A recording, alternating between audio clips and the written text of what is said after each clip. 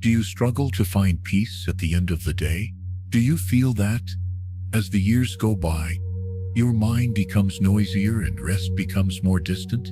You're not alone. This audiobook is not just a collection of teachings. It's a profound journey toward inner silence, an invitation to let go of anxiety, worries, unanswered questions, and simply inspired by the timeless wisdom of Zen Buddhism.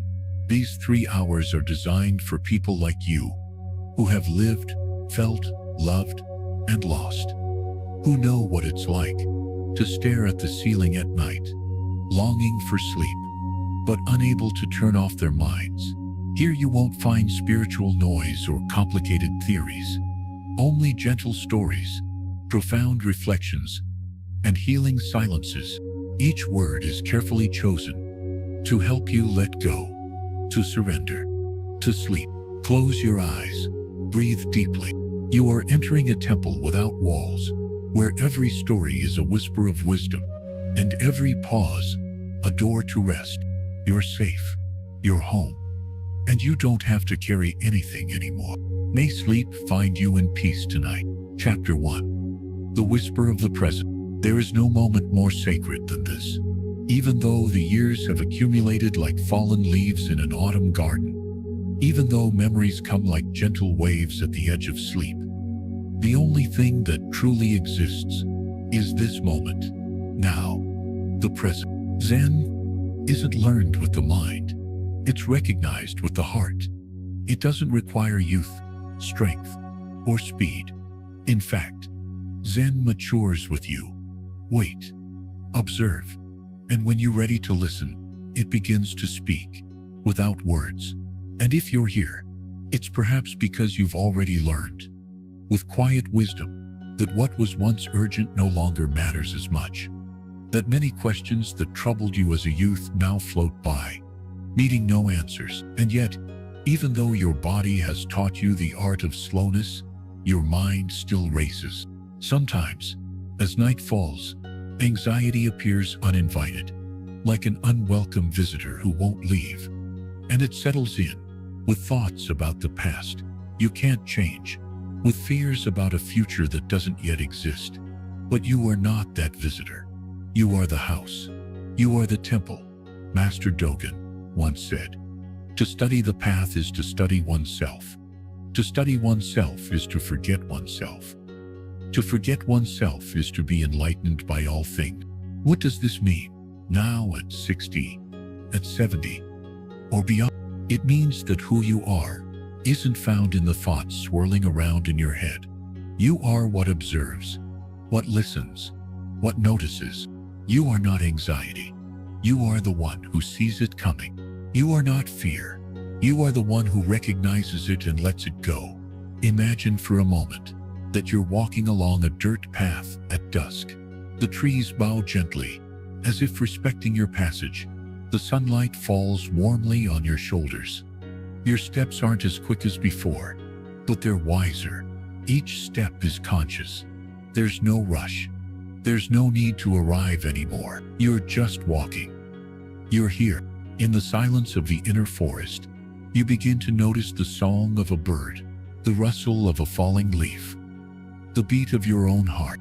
And for the first time in a long time, you remember that you're alive, not trapped in the noise of the world, not chained to what might have been. You're alive, and that's enough. Breathing as an anchor. In Zen, a simple practice becomes a sacred door. Breathing. You don't need any special knowledge. You don't need to force yourself to stop thinking. Just do this. Inhale deeply, exhale slowly, and repeat. Feel the air coming in, fresh, quiet, like a breeze, and how it goes out, taking what you no longer need.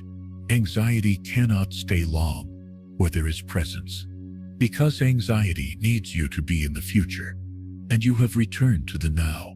As you breathe, you can gently repeat to yourself, "This moment is enough. I don't need to run anymore. I'm at home." Many wise men have said that freedom is found when we stop fighting with what is. And at this age, you may already understand that there are things that just, bodies that change, people who leave, projects that didn't happen. And yet, here you are, stronger than you thought, wiser than you thought. Allow yourself now to rest in that wisdom, not as someone who gives up out of tiredness, but as someone who gives up out of understanding. There's no need to prove anything anymore. You no longer have to earn your rest. Rest belongs to you. The paper tiger. Ancient Buddhist monks spoke of anxiety as a paper tiger. At first glance, it's frightening, imposing, immense. But if you approach it calmly, if you observe it without running away, you discover that it can't hurt you, that it isn't real in the way you thought it was. It only has the power that you give it. Tonight, if you feel that tiger appear, don't push it away. Don't try to eliminate it. Just sit next to him, breathe, and look at it with compassion. You can tell him, I see you. I know you're here, but I'm not you. And I don't need to fight you tonight. You will see how. By not feeding it with fear, the tiger vanishes into the mist. What remains is only silence, the sacred space of non-doing. One of the deepest teachings of Zen is that you don't need to do anything to be at peace. Not doing is not laziness. It's a state in which you give yourself permission to simply be. In our culture, constant activity has been confused with courage. But in stillness, there is also courage. Staying with yourself, without distractions, is a radical act. And tonight, as you listen to these words and your body relaxes, you are entering that sacred space. Imagine that every word you hear is like a leaf gently falling into a lake. It doesn't cause waves. It doesn't stir the water. It only touches the surface and melts into tranquility. Nothing to achieve, nothing to change, nothing to fear. You're at the right time. You are exactly where you need to be. Wisdom in slowness. As we age, it is natural for our bodies to slow down. But the world doesn't always understand. It demands speed, adaptation, and modernity. But in Zen Buddhism, slowness isn't a defect. It's a virtue. Each slow step is deeper. Each pause, richer. And you, with your experience, with your memories, are like an ancient tree that has seen all the seasons. You don't need to run. You don't need to prove anything. Your mere presence, your peaceful existence, is already a lesson for those around you and for yourself.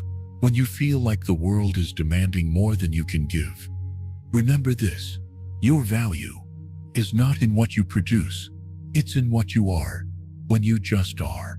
The night as a teacher. Anxiety tends to appear more strongly at night. When the world is silent, the mind lights up. But in Zen, the night is not an enemy. It is a teacher. Darkness is not the absence of light. It is the place where the light rests. Think of the moon.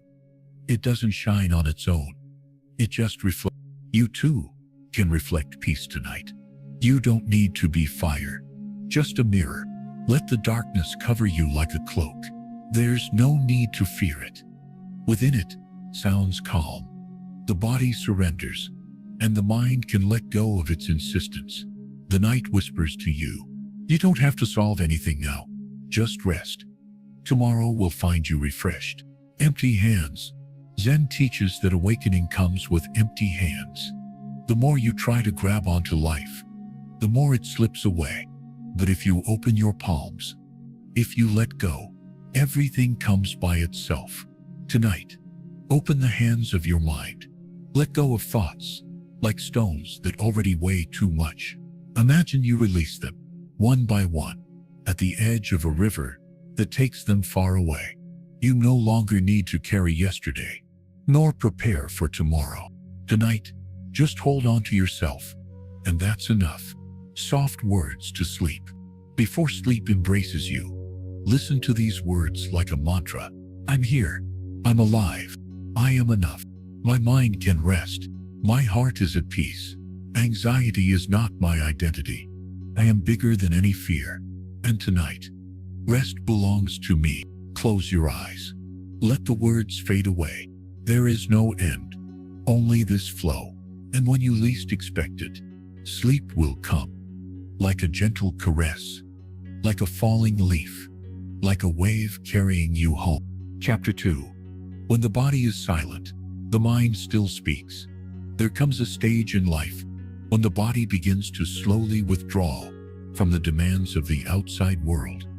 The hands that once worked tirelessly now open more slowly. The legs that crossed the city with agility now walk more slowly. The back, which bore so much weight, now craves rest. And yet, something curious happens. When the body begins to fall silent, the mind often becomes louder. It's not a boisterous noise like that of crowds or traffic, but a persistent murmur that appears in the night, just when you most want to rest. These are thoughts that spin like swirling leaves. Have I done enough with my life? Have I made the right choices? What if I get sick? What if I'm no longer useful? What if I become a burden to others? These thoughts aren't signs of weakness. They're signs of a conscience that has seen much, and now, in its maturity, seeks deeper answers. But the mistake is in believing those answers will come with a restless mind, because a mind that spins endlessly doesn't give rise to wisdom, only to worry. In Zen Buddhism, we are reminded that overthinking solves nothing. Thought, when not in the service of compassion and presence, turns into smoke. It seems to have form, but if you try to catch it, it dissolves between your fingers. So, when thoughts arrive like gray clouds at the end of the day, don't fight them. Don't try to push them away or understand them all. Just observe them. Let them pass like clouds over a sky, unaffected by them. Because you are not the cloud, you are the sky. This distinction seems subtle, but it's transformative. For much of our lives, we identify with every emotion, every thought, every judgment. We believe that if we think something, it says something about who we were. But over the years, as the days go by and time leaves its mark on our skin, we begin to understand that not everything we think is true. And even more so, not everything we feel has to be sustained. You can feel anxious and still not become an anxious person. You can be afraid and still live with courage. The practice of Zen isn't about eliminating thoughts. It's about learning to see them from a different perspective. It's like sitting in a quiet room and looking out the window at the traffic passing by. There's movement. Yes, but you're inside, protected. You don't need to jump on every passing vehicle. You don't need to escort every thought to its destination. You can just stay here, sitting still. In that stillness, something very profound begins to reveal itself. Who you are is not found in what you remember or what you fear. It is not in your achievements or your mistakes, nor in the people you've loved or those who have passed away.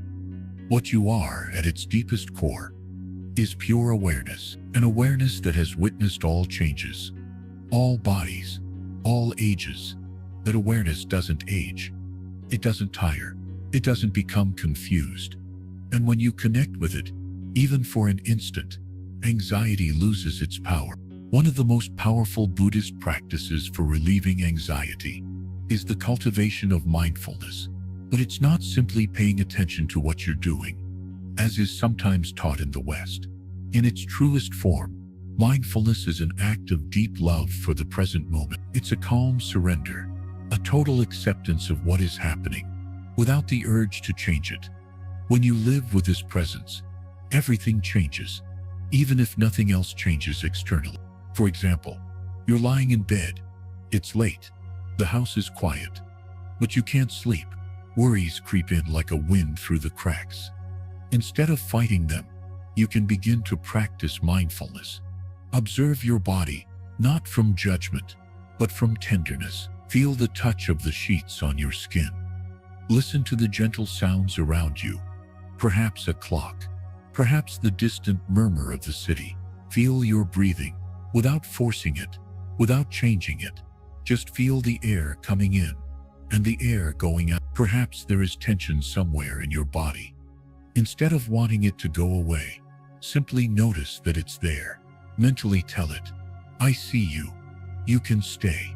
I can't resist you. This small act has a profound effect. When we stop resisting what we feel, that energy begins to transform.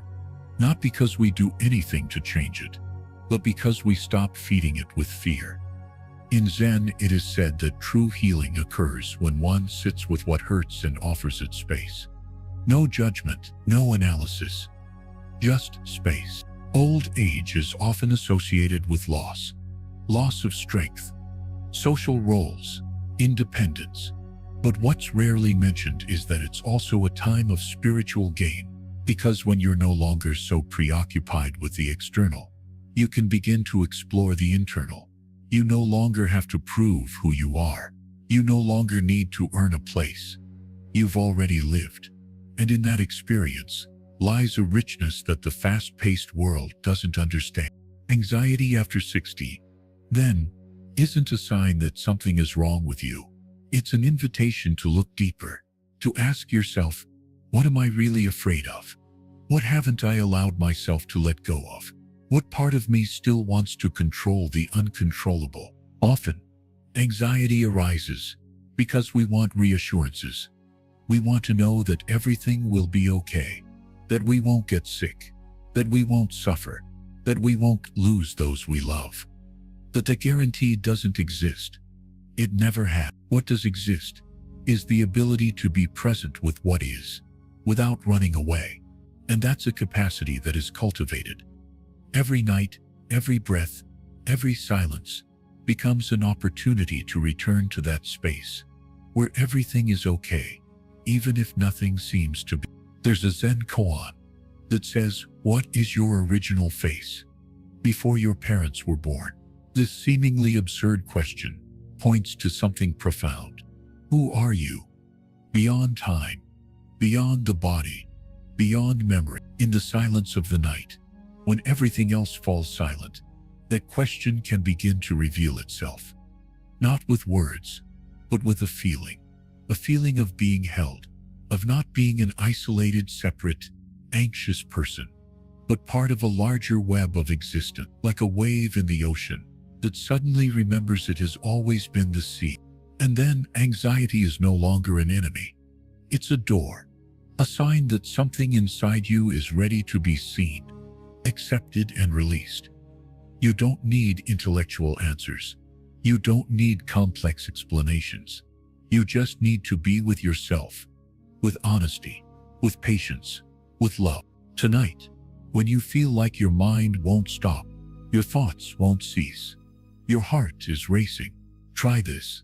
Place your hands on your chest. Close your eyes. Breathe slowly. And repeat silently, "I am here. I am safe. This anxiety does not define me. I am more than this difficult moment. I am the stillness that observes. I am the wisdom that awakens." And stay there. Not waiting for the anxiety to go away, but offering it your company. As if it were a scared child who just needs to be cuddled, because that is, many times, what anxiety truly is. A part of you that has forgotten that you are no longer alone, that you are no longer in danger, that you can finally rest. Zen doesn't promise a life without suffering, but it offers a way to live through suffering without being trapped in it. To grow old gracefully, not by what you hold on to, but by what you let go of. To sleep, not because the mind has been forcibly silenced, but because the heart has been heard. Chapter 3. The echo of the past and the peace of the present. When the silence of the night descends with all its weight, it often brings with it not the promised calm, but rather the agitation of what remains unresolved. At that hour when the noises of the day have faded, memory becomes an insistent visitor. Memories come back, some warm, others sharp. Images come back, of decisions made and paths not chosen. Faces, words, missed opportunities come back. And along with them, a deep restlessness appears that we don't always know how to name, but that feels like a mixture of nostalgia, regret, and a slight fear that it may be too late. This phenomenon is common among those who have crossed the threshold of 60. As the body changes and external demands diminish, the mind seems to turn inward, as if suddenly in need of taking stock. This isn't an intellectual review, but rather an intimate need to understand, to find order in the chaos of the past, to know that everything we've experienced wasn't in vain. But this search, when carried out without guidance, can turn into a new kind of anxiety, a spiritual existential anxiety, silent but persistent. In the Buddhist tradition, this stage of life is viewed with profound respect. It is recognized that, in maturity, there is a special clarity that arises not from the accumulation of knowledge, but from the direct experience of suffering, love, and time. Instead of filling the mind with more thoughts, Buddhism proposes emptying it of unnecessary weight, not to forget the past, but to release its emotional burden. Because remembering doesn't have to hurt. Memory can be a bridge to understanding, as long as it's not tinged with judgment. Nighttime anxiety, then, is often not a problem of the present, but the echo of the past. It's the whisper of old stories that haven't yet been integrated. Stories in which perhaps you didn't feel enough. Moments when you failed others or yourself. Words you didn't say. Mistakes you couldn't correct. All of this can come like a wave, just when you want to rest. But Zen Buddhism offers a simple, though not easy answer. Welcome that echo without reacting. Listen to it like one listens to the wind in the trees. You don't need to interpret it or change it. You just need not to become it. The problem isn't the memory, but the identification with it. When a thought like "I should have done things differently" pops up, the mind quickly jumps to construct a narrative of blame. But in reality, that thought is just another cloud. It can pass. It doesn't need to settle. You can mentally tell yourself, "I hear you, but you're not the ultimate truth. You're just a thought." And in that act of non-judgmental observation, something begins to dissolve. The anxiety loses its fuel. The mind quiets, not because it has been forced to silence, but because it has been understood. One of the most common obstacles at this stage of life is the feeling of worthlessness. After decades of contributing, supporting others, and having a defined role, many people experience a void when they are no longer needed in the usual sense. Children have grown up, work responsibilities have ceased or diminished, and society, with its fast-paced nature, rarely looks at those who no longer produce. This invisibility can be painful, but Buddhism offers another perspective. Now is when you can truly see. While the world revolves around productivity, you can stop, and in that stopping you can discover a form of presence that depends not on what you do, but on who you are. You don't need to do useful to have value. Your presence, your quiet wisdom, your ability to be with what is, all of this has an invisible but profound impact. You may no longer lead teams or make important decisions, but you can sit next to someone with genuine interest. You can look with compassion. You can listen without haste. And that, in this attention-starved world, is a revolutionary act. In Zen practice, it is said that when one simply sits, without doing, without intending, without seeking, one is performing the most profound act of all. This sitting is not passivity. It is total tatis. It is not resignation. It is active acceptance. And it is in this state that what truly calms anxiety can emerge. Contact with a being beyond one's personal history. Some nights, you may find yourself reliving an old scene, perhaps an argument with someone who is no longer with us, perhaps a life-changing decision. Your mind presents it so vividly that it almost seems like it's happening now. Your body even reacts. Your heart races. Your muscles tense. Your stomach tightens. But if in that moment you can pause and realize that you are in your bed, in this present moment, surrounded by silence, breathing, something changes. That scene is merely a reflex. You can bring your hand to your chest and tenderly repeat, "This is over. I am safe. I am here." These words aren't magical affirmations. They are reminders. They bring you back to the now, where life is always beginning anew. Anxiety often stems from a mismatch between mental time and real time. The mind lives in the past or the future, but the body always lives in the present.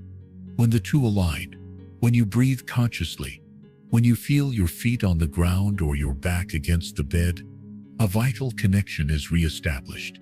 Breathing becomes the bridge. That's why so many Buddhist teachings revolve around it, not because it has mystical properties, but because it's the only thing that cannot lie. You can't breathe in the past or the future. You can only do so here and now. And it is here, in this moment, where peace also lives. Not in a problem-free tomorrow, not in a perfect life, but in this imperfect moment that is nonetheless full of possibilities. When you let go of the need to understand everything, when you stop searching for definitive answers, when you simply allow yourself to feel what you feel, anxiety no longer has a way to trap you. It may continue to appear, yes, but you are no longer available to play its game. In many Zen temples, monks practice zazen, sitting meditation, not as a means to something, but as an end in itself. They sit in silence, in total stillness, observing how thoughts oars and pass away, without clinging to any. This practice, although it may seem distant, can be adapted to your life. You don't need a special cushion or a meditation room. You can practice it in your bed, before sleeping. Simply sit or lie down with awareness. Feel your body, observe your mind, and every time a thought takes you far away, return to the breath, again and again. No matter how many times you get distracted, each return is a silent victory. Over time, this practice begins to transform our relationship with anxiety. It's no longer about eliminating it, but about living with it without fear, like living with the distant noise of the city or the seasons. We know they come and go. We know they're not permanent, and that understanding is profoundly liberating. If tonight your mind insists on showing you all that could have been different, thank it for its efforts. The mind thinks it's protecting you. It thinks that if it dwells on the past enough, it'll avoid pain in the future. But you, from your deepest wisdom, can say to it, "Thank you for taking care of me. But now I want to rest. You've done enough." And then, return to your body, to your breath, to the silence, because in that silence, there are no threats, only space, only being. The spiritual path isn't about becoming someone else, but about remembering who you've always been, a loving, open consciousness, capable of embracing even the most painful. And that consciousness, when activated, transforms anxiety into an opportunity instead of being an enemy. It becomes a signal that something within you is awakening, something that wants to be seen, felt, embraced. Maybe, for the first time in years, tonight you won't try to sleep to escape. Maybe tonight, you can sleep like someone who surrenders to life, with confidence, with gratitude, with a heart peace, even if your mind still has its doubts, because the heart doesn't need to understand, to know that all is well. It just needs you to listen. And you who have lived so much, who have loved, who have lost, who have laughed and cried, who have held and let go, you now have the privilege of no longer running, of no longer having to prove anything, of simply being, and in that being, the entire universe breathes with you. Chapter 4. The Presence That Accompanies Fear. Finding Calm in the Now. As the years advance and the body begins to speak its own language, more slowly, with signals that weren't there before, many people find that fear takes on new forms. It's not the same fear we felt in our youth, when the future was a broad horizon full of possibilities. It's a quieter, more intimate fear, sometimes disguised as anxiety for no apparent reason, other times as clear as a constant worry about health, loss, death, or loneliness. And yet at the heart of those anxieties lies an opportunity we rarely recognize, the chance to return to presence, to the now, to the only moment where life truly happens. Because the past is no longer there, and the future hasn't yet arrived. All we have is this moment, and in this moment, if we observe it without judgment, we can discover that fear is nothing more than a shadow cast by the mind, a shadow that vanishes when we turn on the light of awareness. In Buddhist teachings, especially in the Zen tradition, we are invited again and again to return to the present moment, not as a superficial admonition, but as a profound act of recognition. Here and now, all is well. Here and now, there is life, there is breath, there is space to be at peace. This practice of returning to the present is what Zen masters call Zazen, which is nothing other than sitting with what is. It is not escaping. It is not distracting oneself. It is not forcibly calming oneself. It is simply allowing everything that arises, thoughts, emotions, memories, physical sensations to be there, without trying to change it, without clinging or rejecting. And in that act of total acceptance, something begins to change of its own accord. Fear loses its hold, anxiety dissolves, and only the breath, the heartbeat, the silent calm of being remains. Many older adults feel anxiety come at night, when the lights go out and the outside world stops. It is in that silence that the mind begins to race, to remember what was lost, to project future scenarios, to fret about what has yet to happen. But the silence of the night, far from being a threat, can be the gateway to a deeper form of peace. Zen teaches us that in silence there is nothing to fear, because we are not really alone. The observing awareness, that presence that notices fear without merging with it, is our true company. That awareness does not age, does not get sick, does not fear. It is the part of us that remains intact, like a calm lake under the starry sky. When we breathe with it, when we allow that presence to envelop us, the body relaxes, thoughts slow down, and sleep comes like a flower slowly opening in the darkness. Anxiety, from this perspective, isn't something to be eliminated. It's not a flaw. It's a signal, a message that something within us needs attention, nurturing, tenderness. The Zen approach invites us to change the relationship we have with anxiety. Instead of fighting it, we can make space for it. We can sit with it as one might sit with an old friend who is hurting. It's not about resolving it. It's about accompanying it. It's about being with what hurts without adding more suffering through rejection. This attitude of compassionate observation, which seems simple, is actually profoundly transformative. Because suffering lies not so much in what we feel, but in how we relate to what we feel. When we change the relationship, we change everything. Many of the great Buddhist masters lived to advanced ages, and their teachings in old age became gentler, more compassionate, more connected to simplicity. They didn't speak of grand theories, but of sitting and gazing at the clouds, listening to the wind, feeling the warm cup in your hands. Anxiety finds no home in this kind of attention, not because it's magically eliminated, but because it dissolves when it encounters no resistance. When we stop fighting, what seems solid turns into fog. Anxiety needs our identification to feed on. But if we are the space in which anxiety occurs, without merging with it, then it no longer has power over us. One of the most effective practices on this path back to calm is mindfulness of breathing, not as a technique for control, but as a way of returning home, sitting in silence and observing how the air enters, how it leaves, without modifying it, without demanding anything of it, just being there, breathing, like a tree breathes under the moon. This practice requires no physical effort, no youth, no previous experience. It only requires willingness, the willingness to be with oneself, to stay, not to run away. And in that staying, we discover something we had perhaps forgotten, that we are already whole, that we lack nothing, that the present moment is enough.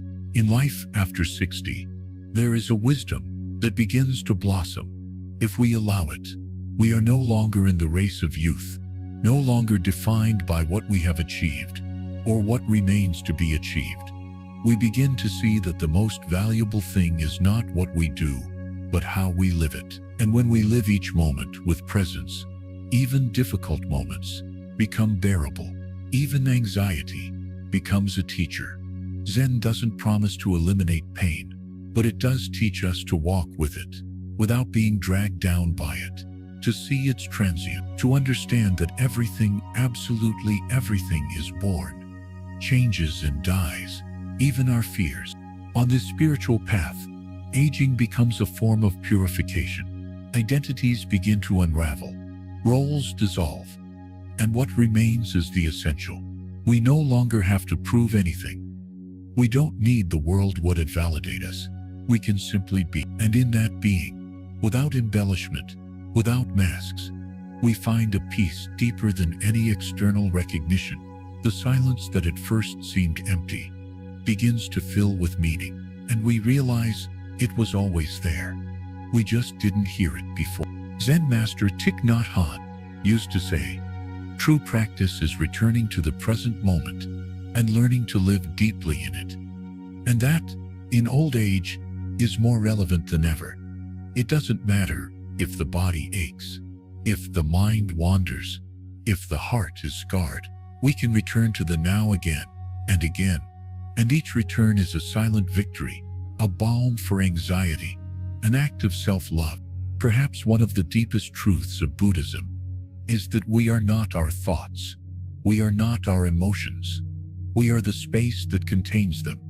The distinction changes everything.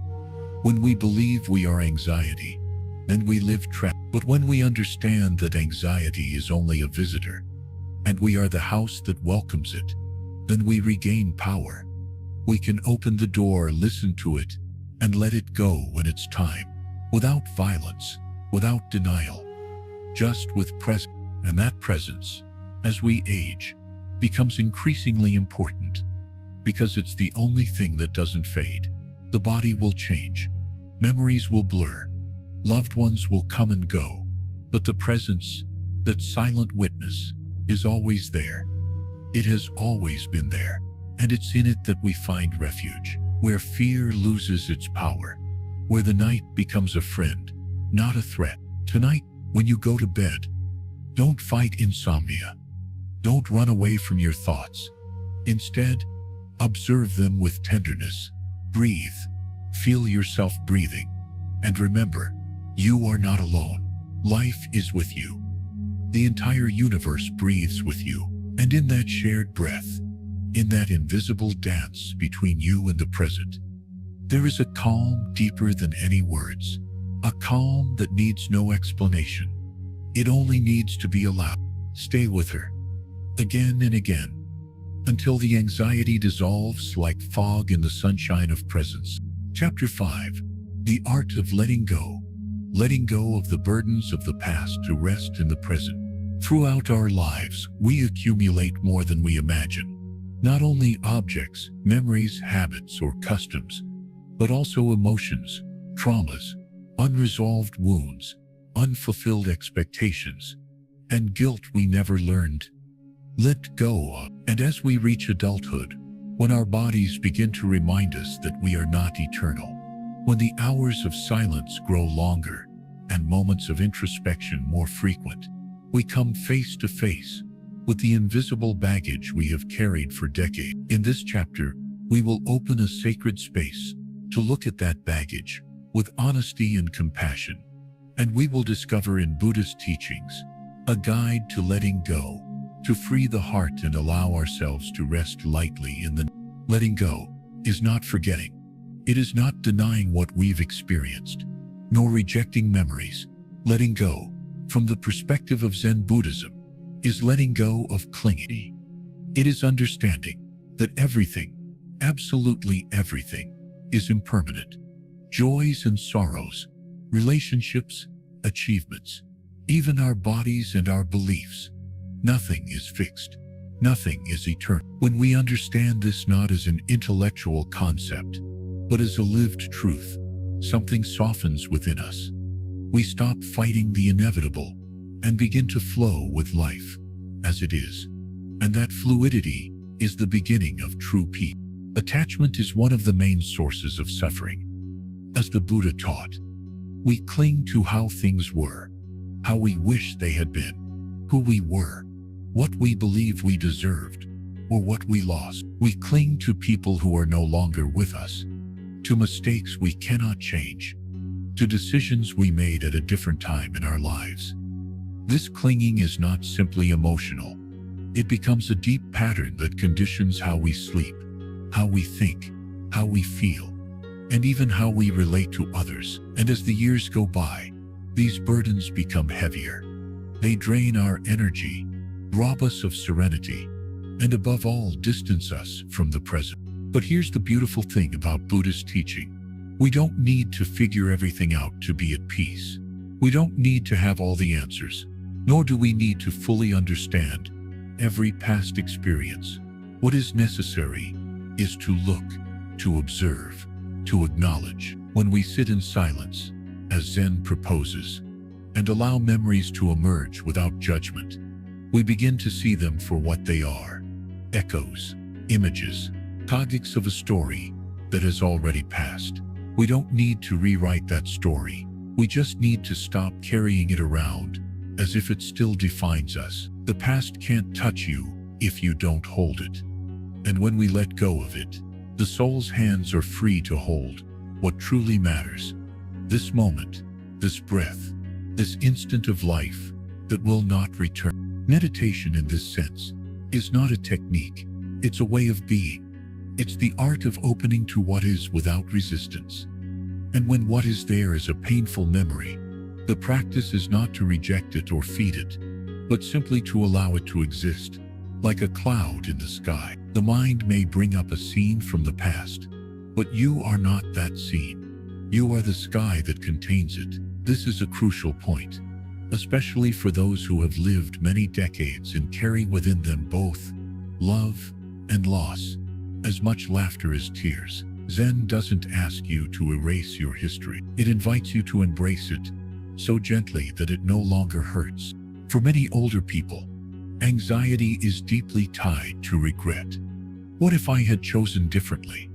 What if I had said something else? What if I hadn't done that thing? These questions repeat themselves like an endless mental echo. But the Buddha taught that suffering comes from resisting what is. And what it is that the past cannot be changed. That's a hard truth, but also a liberating one. Because if it can't be changed, then it needn't remain a burden. It can simply be what it was: a lesson, a phase, another chapter in the book of your life. Regret only makes sense if it guides you toward forgiveness. And the most important forgiveness is the one you give yourself. Forgiving yourself doesn't mean justifying everything you did or didn't do. It means acknowledging that you did the best you could with what you knew, with the resources you had, with the circumstances surrounding you. No one has a perfect life. No one escapes error. But every experience, even the most painful, can be a door to awakening if you view it with eyes of understanding. Zen speaks of Shoshin, the beginner's mind, an attitude that doesn't judge, that doesn't presume to know, that is open. Imagine if you could look at your past with that beginner's mind, without filters, without blame, only with curiosity and compassion. How would your relationship with it change? One practice that can help you let go is writing a letter. You don't need to send it. Just write it. It can be to someone who's no longer with us, to someone with whom you still have unresolved issues, or even to yourself in the past. Write honestly, without embellishment. Let it all come out: the anger, the sadness, the gratitude, the pain. And then, when you're done, read it aloud and observe yourself. Feel, breathe, and if it comes to you, burn it. Let the fire transform what you no longer need to carry. Sometimes, The symbolic act of letting go is the first step toward a more lasting peace. Another powerful tool for letting go is the body. Yes, the body also holds memories, tension in the shoulders, the chest, the abdomen.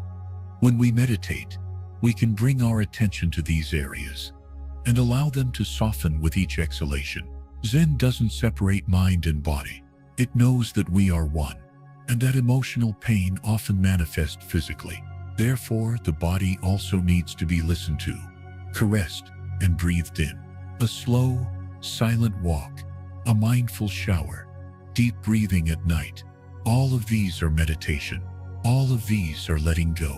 And perhaps the deepest form of letting go is surrender. Not in the sense of resignation, but in the sense of surrendering to what is. Accepting that life has its flow, that not everything can be controlled, that many answers will never come, and that that's okay, that there is beauty in not knowing, in not having to hold everything, in allowing life to hold you. Surrendering doesn't make you weak, it makes you free. When you stop swimming against the current of the past, you discover that life keeps carrying you, that the river hasn't stopped, that there are still new landscapes to discover. Even in old age, Zen teaches us to live lightly, to not cling to anything, not even the idea of who we are. And that teaching, though it may seem abstract, becomes profoundly real when you decide to live each day as if it were new, without the weight of the past, without labels, just you, breathing, being, feeling. And from that space, even sleep becomes deeper, because the mind isn't reliving stories, it's resting. And when the mind rests, the body can too. This chapter isn't meant to give you magic formulas. It's just to remind you of something you already know, that you don't need to carry everything you've experienced, that you can let go, that it's okay to let go, that you deserve to sleep in peace, without ghosts, without reproaches, without knots in your chest. The night can be a hug, not a threat, and your soul, as wise as it is silent, knows the way back home.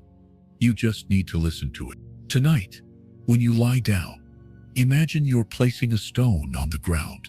For every thought you no longer want to carry, a stone for every should, for every what if, for every memory that no longer serves you. Imagine the ground filling with those stones, and you becoming lighter, freer. Breathe and let yourself go. Life goes on, peace is possible, and rest is well-deserved. May you sleep in the lightness of the now. Chapter 6. Accepting what is. The serenity of embracing reality without resistance. As time passes, and the years add up to our personal history, something within us begins to understand more deeply what we so often hear, but rarely embody in our youth, that life, in its purest form, is not as we wish it to be, but simply as it is. And it is in this deep acceptance that the seed of inner peace resides, not a passive or resigned acceptance, but a living, conscious, active acceptance that reconciles us with what is before us. In this chapter, we will explore the serenity that is born when we stop resisting what we cannot change and learn, instead, to embrace reality as it presents itself. Acceptance doesn't mean agreeing. It doesn't mean approving of everything that happens, nor does it mean giving up the desire for certain things to be different. Acceptance from a Buddhist perspective is recognizing that what is happening already is, that mentally resisting it doesn't change it. It only increases our suffering. And this is especially relevant when we talk about the anxiety that many people experience in the later decades of their lives, because that anxiety often arises from the friction between present reality and the mental image we have of how our life, our body, our relationships, or even our emotional state should be. The mind, by resisting, tenses up. It creates repetitive thoughts, alternative scenarios, guilt, anger, fear. All of this consumes energy we could be using to be present. Non-acceptance doesn't change the pain, but it does complicate it. And what was initially just a passing emotion becomes a constant burden. The Buddha spoke of this clearly in the teaching of the two arrows. The first arrow is the inevitable pain of life. The second arrow is the suffering we add to ourselves when we resist pain, when we get angry, blame, or judge ourselves for feeling it. Acceptance allows us to stop shooting that second arrow at ourselves over and over again. Let's think about something as simple as the passage of time. The body changes, loses strength, becomes slower. The mind can also become more distracted or more nostalgic. For many people, this is a source of great anguish. They resist aging, resist feeling different from how they were before. And this internal struggle becomes a constant source of anxiety. But what happens when, instead of fighting, we decide to view aging with respect? What happens when we see, in each wrinkle, not a sign of loss, but a trace of lived experience? In that moment, something is transformed. The body ceases to be an enemy and becomes a teacher. The mind ceases to be a battlefield and becomes a refuge. Accepting what is also involves letting go of expectations, especially those that no longer fit our current reality. Perhaps there were dreams that weren't fulfilled, paths we couldn't follow, relationships that didn't flourish as is hoped. Perhaps we longed for a different old age, more peaceful, more accompanied, more fulfilling. But if we continue to harbor the thought, "This isn't how it should be," we close the door to the possibility of discovering what is possible, what is present, what can nourish us today. Life rarely conforms to our plans, but that doesn't mean it can't be profound, beautiful, or even sacred. Zen invites us, again and again, to return to the present, to this moment, just as it is, without embellishment, without expectations, without comparisons. And that is one of the most difficult and most liberating practices, because our minds are trained to project forward or backward, to evaluate, calculate, correct. But the present doesn't need correction. It only needs to be inhabited. Acceptance is the key that opens that door. When we stop fighting with the now, we discover that within it lies a silence that doesn't depend on everything being right, but rather springs from a deeper peace, the peace of not needing anything to be different in order to breathe, rest, and simply be. One specific practice that can help you cultivate this acceptance is the silent body scan. Lie down, close your eyes, and bring your attention to each part of your body, from your feet to your head. Don't try to change anything. Just observe. If there's tension, observe it. If there's discomfort, if there's heat, cold, or tingling, don't reject it. Just notice that it's there. This practice trains you to be with what is, without judgment. And over time, that attitude carries over into your emotional life, your relationships, and your memories. You become better able to stay with what arises, without needing to change it, without anxiety about escaping. It can also be helpful to observe your thoughts, as if they were clouds in the sky. You don't need to stop them. Just acknowledge that they are thoughts, not absolute truths. When an anxious thought appears, for example, "I shouldn't feel this way," or "this will never get better," you can mentally label it as a judgmental thought or a worried thought and let it pass. This simple action helps you not identify so much with your mind, to remember that you are not your thoughts, but the observer. And that observer, that calm, silent awareness, is always in a state of acceptance. Accepting what is also includes accepting our emotions, even those we don't like. Sadness, anger, frustration, fear. They are all part of the human experience. They are not mistakes. They are not signs of weakness. They are messages, movements of energy that need space to express themselves and then dissolve. When we try to suppress them, we only make them more intense.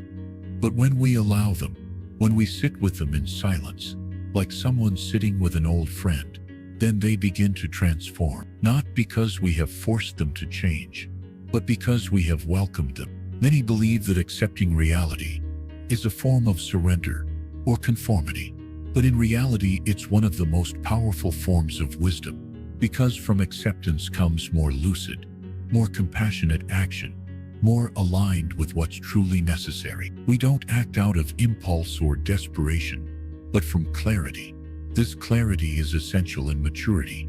When many decisions require depth, not speed, acceptance doesn't make you passive. It makes you more present, more available, more attentive to what's really happening inside and outside of you. Acceptance is also allowing grief to process. There are losses that aren't overcome, but are integrated. There are wounds that don't heal, but they do stop bleeding. If you've ever lost someone dear, you know that grief has its own time frame, that it can't be forced to dissolve. And accepting that you need time, that you don't have to be better, according to any external calendar, is also a form of healing. Buddhism doesn't ask you not to feel, but rather to not cling. Grief, experienced with acceptance, becomes a bridge to a deeper understanding of life. And in that same sense, accepting what is can help us sleep, because often nighttime anxiety arises from trying to control the uncontrollable. We think about what we should have done, what might go wrong tomorrow, that we don't know how to resolve. But if we cultivate the habit of saying to ourselves internally, "This is what it is now, and it's okay," something loosens up. You don't need to sort out your entire life before sleeping. You just need to be here, in this bed, with this body, with this breath. Every time you inhale, you can say yes, and every time you exhale, thank you. Yes to what is. Thank you for what is. Acceptance also connects us to a more spiritual dimension of life. It reminds us that we are not the center of the universe, that existence continues beyond our desires and fears. This humility doesn't diminish us. It frees us. It allows us to rest in a deeper trust. The trust that we don't have to hold everything in check, that there is a greater order, a wisdom in life itself, that we can learn to honor. Zen speaks of not knowing as a form of wisdom, letting go of trying to understand everything, control everything, have all the answers, just being. And that in itself is a form of faith. Tonight, as you prepare for sleep, you can gently repeat a phrase that helps you anchor this acceptance. All is well, just as it is. You may not understand it in your mind. Your heart may still be agitated, but repeat it anyway. Allow those words to envelop you like a blanket. Let them penetrate every tense corner of your body. Let your breathing become a testament to your gentle surrender to life. And if an emotion comes, embrace it. If a thought comes, observe it. If silence comes, rest in it. Accepting what is isn't the end of the road. It's the beginning of a new way of inhabiting your existence. A lighter, more lucid, more compassionate way. And from there, sleep is no longer a struggle, but a surrender. It's not an escape, but a return. It's not an obligation, but a blessing. May you sleep in peace, not because everything is perfect, but because you are at peace with what is. Chapter 7. Impermanence as Comfort. Resting in the constant flow of life. We live in a world that changes second by second, even if our minds try to convince us otherwise. Our hearts beat incessantly. Our blood flows. Cells die and regenerate. Air flows in and out of our lungs. Every sunrise is different from the one before. Every conversation, every breath, every moment dissolves into the next. And yet, we keep trying to hold on. We cling to moments that have passed, to people who have changed, to ideas that have become obsolete, to an image of ourselves that no longer corresponds to reality. This friction between the natural flow of life and the desire for permanence is one of the greatest sources of our anxiety, especially at the stage of life when everything seems to be loosening. Our bodies, our roles, our relationships, our The Buddha taught that everything conditioned is impermanent. This truth, far from being an abstract philosophical idea, can become an immense source of comfort. Because if everything changes, then suffering changes as well. Sadness changes as well. The anguish we feel when we wake up in the middle of the night. Nothing remains the same, not even what weighs us down the most. And this understanding, if we let it settle like a gentle breeze on the heart, begins to dissolve fear. In the early stages of life, we often see impermanence as a threat. We resist change because we believe that by losing what we love, we will also lose our sense of identity, our security, our source of happiness. But over the years, if we have learned to look closely, impermanence reveals itself not as an enemy, but as a teacher. It shows us that the attempt to fix life, to freeze it, to control every variable, is illusory, and that this struggle exhausts us. Serenity begins when we stop rowing against the current of existence and begin instead to float, to let ourselves be carried consciously, knowing that this river, although unpredictable, has its wisdom. Look at the trees. Every autumn, they drop their leaves without clinging. They don't go into crisis because they're no longer green. They don't wonder if they'll bloom again. They trust in the rhythm of the seasons, in the invisible course of life. We, on the other hand, have built mental walls to avoid feeling the nakedness that change brings. But what would happen if, like the trees, we allowed some parts of us to fall gently, without drama, without resistance? What would happen if we accepted that every ending contains within itself the seed of a new beginning? In maturity, this understanding becomes vital, because we inevitably experience loss of health, of loved ones, of professional roles, of physical agility, even of memories. And if we don't understand impermanence as a natural part of existence, each of these losses can feel like a personal tragedy. But when we see that everything in life is transitory, we begin to let go of attachment more lightly, not because it doesn't hurt, but because we understand that clinging intensifies the pain. Letting go isn't abandoning, it's embracing from another place. A profound Buddhist practice is contemplating impermanence. On a daily basis, this doesn't mean becoming gloomy or pessimistic. On the contrary, it means appreciating more what is present. When you know a fro will wither, you look at it with more tenderness. When you know a conversation will never be repeated in the same way again, you listen to it with more attention. When you know that this moment, this very moment, is unrepeatable, you inhabit it with more presence. Impermanence doesn't steal beauty from life. It reveals, because in its fragility, in its transience, we discover the sacred.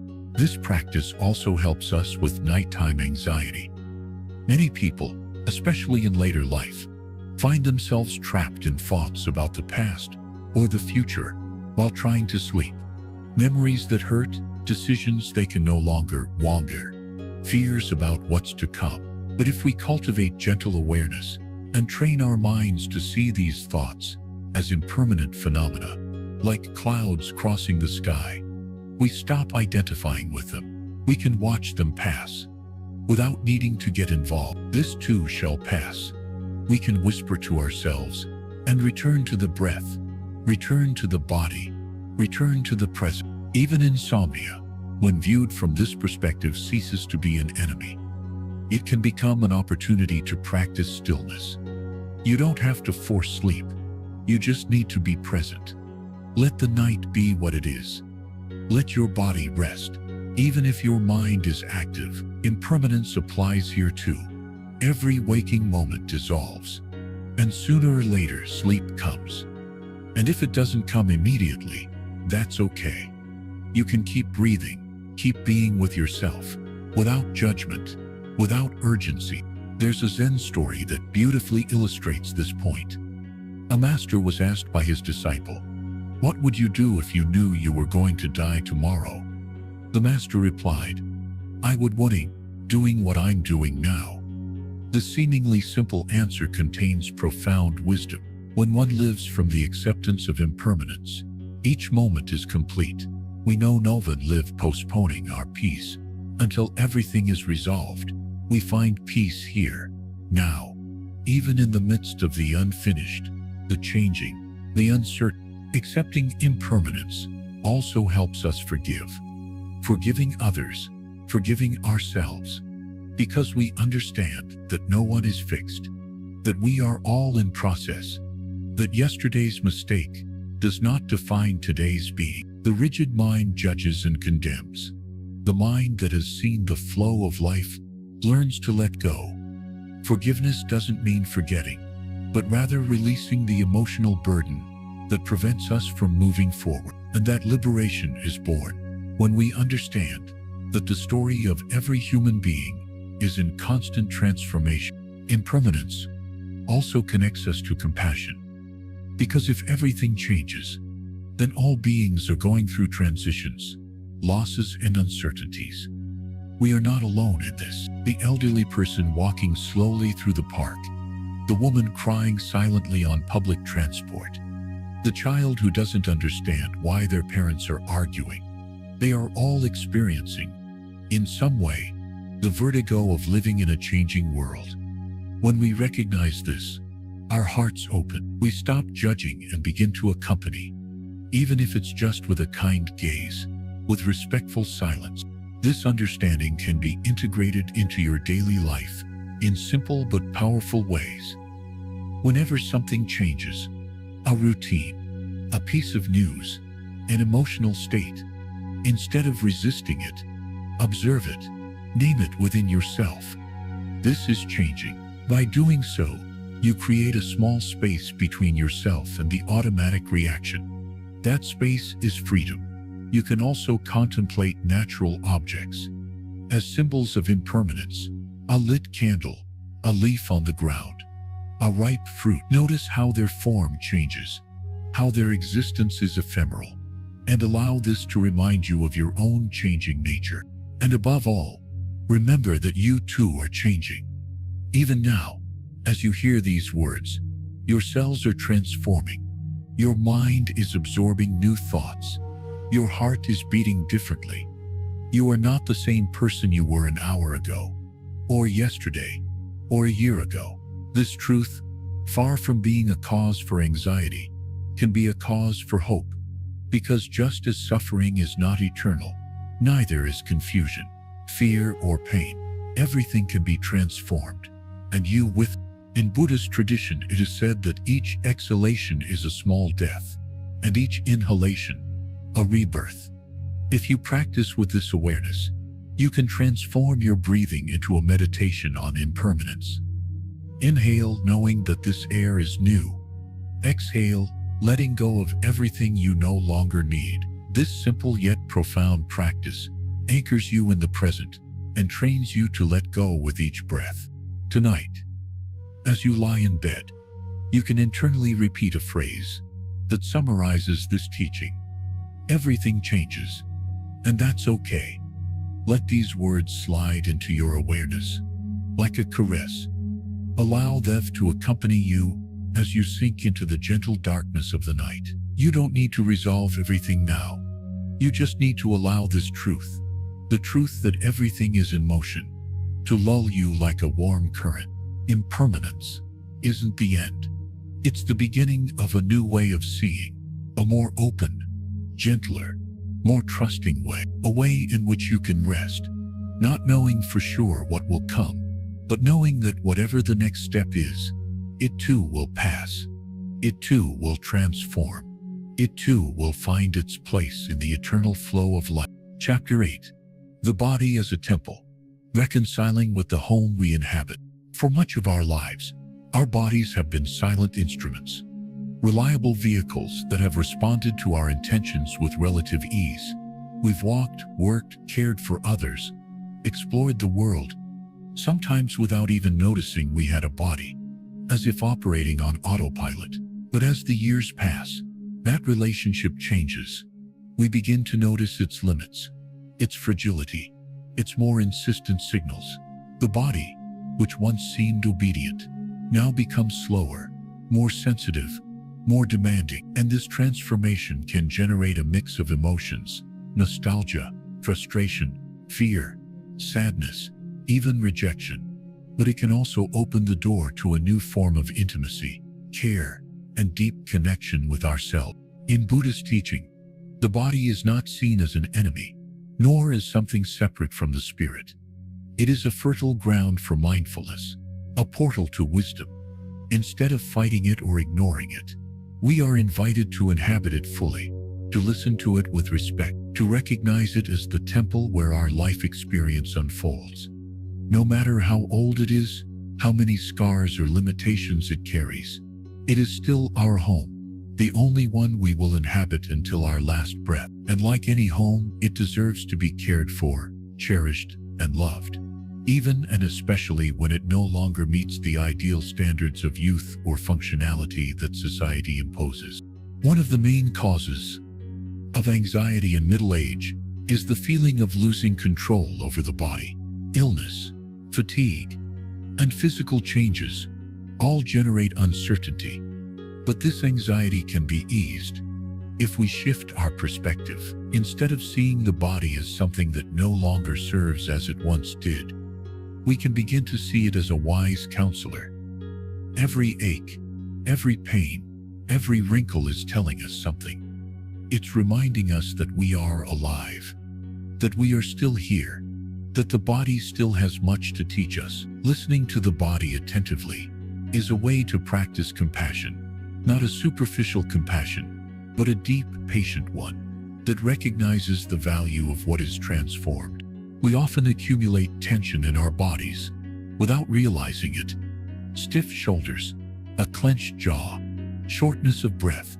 These are automatic responses to stress, fear, and worry. But if we stop for a moment and bring our attention to those areas, without judging, just observing, something begins to soften.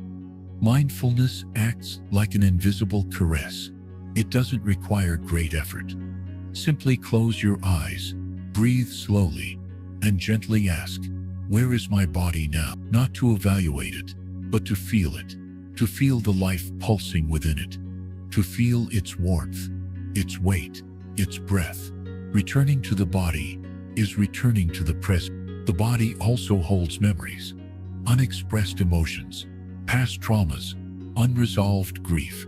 Sometimes a persistent physical sensation has no specific medical cause, but rather a deep emotional root. In the Buddhist tradition, we are encouraged to approach these sensations with curiosity and without aversion, to enter them as if they were doors. If there is a knot in the stomach, it's not about avoiding it, but about exploring it with kindness. What is it trying to show me? What does this body need right now? Mindfulness transforms our relationship with discomfort. We no longer see it as an enemy, but as a part of us, asking to be seen, heard, and helped. In modern life, it's easy to disconnect from our bodies. We spend many hours in front of screens, sitting motionless, trapped in thoughts. This disconnection becomes more evident with age, as our bodies begin to require more care. But it's also an opportunity to reconnect with them in a wiser way. We don't need to do great things.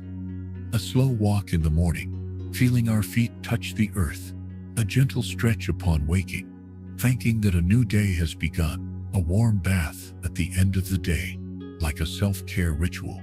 These simple acts, if done mindfully, become meditative practices, and through them we re-establish a loving bond with our bodies. Buddhism also reminds us that the body is impermanent. It is constantly changing, aging, and renewing itself. But far from generating despair, this vision invites us to let go of rigid identification with a body image. We are not our bones, our skin, or our organs. We are the consciousness that inhabits that body. And as we care for the body, we can also learn not to cling to it. This paradox, caring without clinging, is one of the keys to freedom. We love the body, but we don't make it our identity. We listen to it, but we don't absolutize it. We inhabit it, but we know that we also transcend its form. When the body hurts, when it doesn't respond as it used to, when it limits us, it's natural for sadness to arise. And it's okay to feel it. Buddhism doesn't ask us to our emotions, but to embrace them. Feeling sadness about the loss of vitality, about physical changes, about what we can no longer do, is human. But it's also an opportunity to cultivate gratitude. Gratitude for what we can still do, for every breath, for every step, for every gesture of love. The body still allows. Being grateful for what is present is a powerful way to dissolve anxiety. It takes us out of comparing ourselves to the past and anchors us in the now. There's a beautiful meditation exercise that consists of mentally scanning the body, part by part, with mindfulness and gratitude. It begins with the feet, thanking them for having sustained us throughout our lives. Then the legs, hips, abdomen, chest, arms, face, each part is acknowledged, not for how it looks, but for what it has done for us. This practice can be profoundly healing. It reconciles us with a body we may have judged harshly. It allows us to see its history, its silent service, its loyalty. And in that recognition, something softens. The body, feeling seen with love, responds calmly. It's also important to heal our relationship with body image. In a society that idolizes youth and physical appearance, aging can be perceived as a loss of value. But that's a cultural illusion, not a truth. A human being's value lies not in their appearance, but in their presence, their wisdom, their compassion. The body can change, but the inner light can grow with age. In fact, the deepest beauty often emerges in maturity, when we no longer need to prove anything, when authenticity blossoms, when the face reflects lived stories, and the heart has been softened by experience. The body as a temple also means respecting its cycles, resting when it asks for it, nourishing it consciously, not demanding what it can no longer give, treating it tenderly, as we would a loved one. The body doesn't need to be perfect to be worthy of love. It only needs to be recognized for what it is, a traveling companion, a silent friend, who has carried us through joys and sorrows, who has sustained us in the most difficult moments, who has been our point of contact with the world. Honoring it is a way of honoring life itself. On sleepless nights, when the body is restless or uncomfortable, we can turn the bed into an altar of presence. It's not about forcing ourselves to sleep, but simply being with the body. Feel the weight of the body on the mattress. Notice the points of contact. Listen to our breathing. Gently stroke the painful areas with our minds. Say internally, "Thank you, body, for all you." This attitude of gratitude and presence dissolves tension. And when tension dissolves, rest comes more easily, because the body, feeling heard, surrenders. If any part of your body has changed due to surgery, loss, or illness, remember that its essence remains intact. What has changed is its form, not its dignity. Even scars can be seen as sacreds, as witnesses to what we have experienced. In the Japanese Zen tradition, there is the art of kintsugi, which consists of repairing broken pieces of pottery with gold. Fractures are not hidden, they are beautified. They are celebrated as part of the object's history. This is how we can also look at our bodies, not as something that must hide its cracks, but as a living testament to resilience. Reconnecting with the body is also a way of returning to the earth. The body connects us to the natural world. We are made of the same material as the stars, the water, the earth. Our body is nature. When we walk barefoot on the grass, when we feel the sun on our skin, when we inhale the fresh morning air, we remember that we are not separate, and that connection calms us. It takes us out of the mental turmoil and grounds us in reality, in simplicity, in the sacred that manifests itself in the everyday. At the end of the day, what relieves anxiety the most isn't having a perfect body, but having a compassionate relationship with it. knowing that we can inhabit it with kindness, without judgment, without demands, knowing that we can listen to it, care for it, and be grateful for it, knowing that even when it changes, even when it hurts, even when it wears out, it's still the space where we can find peace, and that in that bodily peace, the soul also rests. Tonight, when you close your eyes, place one hand on your heart and the other on your abdomen. Feel your breath. Feel the warmth of your body. Repeat internally, "This is my home. I am safe here." Allow these words to settle like a breeze inside you. Let them envelop you. You don't need to have all the answers. You just need to be with yourself, with your body, with this life, just as it is now. And in that gesture of acceptance, of tenderness, of presence, calm begins to sprout. Chapter 9. The Whisper of the Present. How the quiet mind becomes the true refuge. In our younger years, when everything seems to be speeding up and every moment is filled with noise, it's common for the mind to become a room filled with thoughts. The rush of modern life pushes us to act, to decide, to resolve. In the midst of all this, the present, that eternal instant that is always available, becomes invisible. But when we reach our golden years, those life cycles in which days are no longer measured by commitments, but by moments of contemplation, something inside us begins to demand silence. Not an empty silence, but a silence that speaks with the voice of now, with the whisper of the present.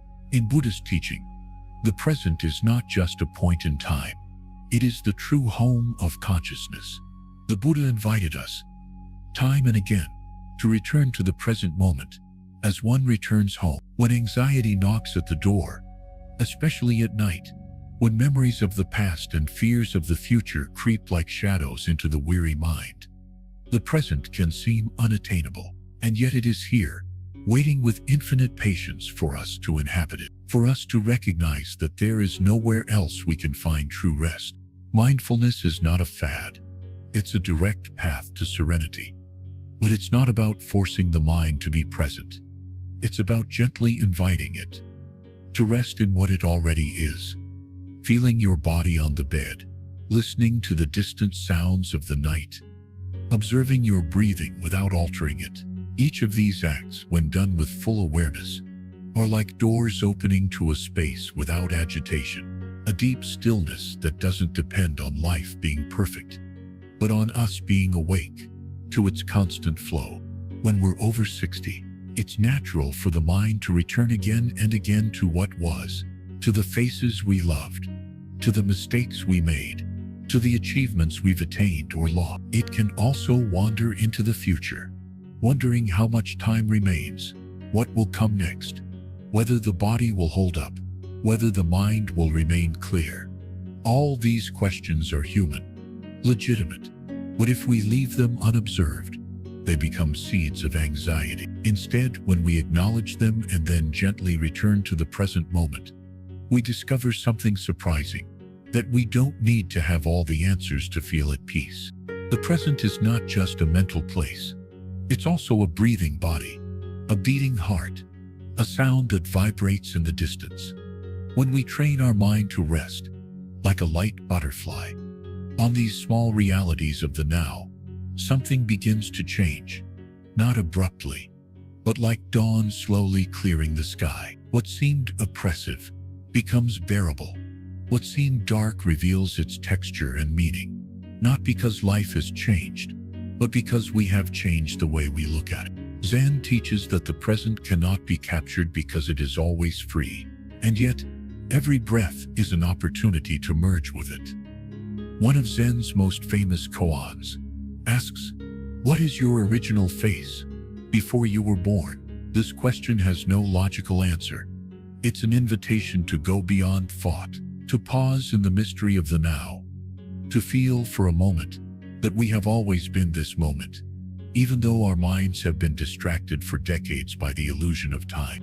When you lie down at night and your body rests, can you allow yourself to simply be here, not as an effort, not as a goal, but as a surrender? a gentle surrender to the flow of life as it is. You can try it now. Feel the air entering your nose. You don't need to do anything else. Don't change the rhythm. Just observe. And then feel the air leaving. That's the door. There's no need to push it. Just be there, like someone gazing at a still lake, without judging, without seeking. Just be. Anxiety often arises because we want things to be different. We want our bodies not to age, our emotions not to hurt, our minds to stay young. But the present doesn't have those demands. The Fifth only asks to be accepted, and when we accept, not with resignation, but with presence, we discover that life doesn't need to be controlled, to be lived fully. The whisper of now speaks to us without words. It's a whisper that says, everything is fine just the way it is, even if there is pain, even if there is uncertainty. Because in the now, there is no past to torment, no future to pressure, only life as it manifests. In Buddhist tradition, it is said that every moment contains the 10,000 things. That is, the entire universe is present in this very second. When we open our eyes to that truth, every moment becomes sacred, not because it is special, but because it is completely real. The calm mind is not a mind devoid of thoughts, but a mind that does not cling to them. It lets them pass like clouds in the sky. It doesn't need to fight them or eliminate them. It simply observes them. And in that non-judgmental observation, anxiety loses its power.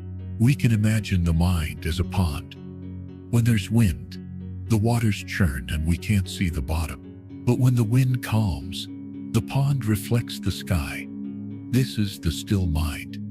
It's not about achieving some strange or elevated state. It's about returning to our basic nature, to that clarity that was always there. Beneath the noise, that clarity is ageless. It belongs neither to the past nor the future. It is the very present. And in it we find refuge. For those who have lived many decades, this moment in life is a precious opportunity, not to accumulate more, but to let go, not to control, but to contemplate. Zen says, when you walk, just walk. When you eat, just eat. This teaching, so simple and so profound, reminds us that the secret to peace is not in doing more things, but in doing them with presence. And if at night you are only breathing, then just breathe. Let your body sink into the bed. Let your heart relax. Let your mind rest. Thoughts may come. Don't fight them. Just observe them and let them go. Like leaves carried away by the river. You are the river, not the leaves. You are the observing awareness, not the passing thought. And in that gentle, loving observation, a deep rest begins to reveal itself. Not just a physical rest, but an existential rest. As if your whole life has been waiting for this moment to tell you. You don't need to do anything else. Just people who have traveled a long road in life have a treasure, the wisdom of experience. And that wisdom can become even more luminous when it joins the present, when it isn't trapped in what was, but expresses itself in what is. No matter how many mistakes you've made, no matter how many dreams have gone unfulfilled, this moment doesn't need to be compared to any other. It is complete in itself. And if you can feel it, even for a second, anxiety dissolves like fog in the sun. The practice of Zen is not a practice of perfection. It's a practice of presence. Again and again, returning to the now. Again and again, letting go of judgment.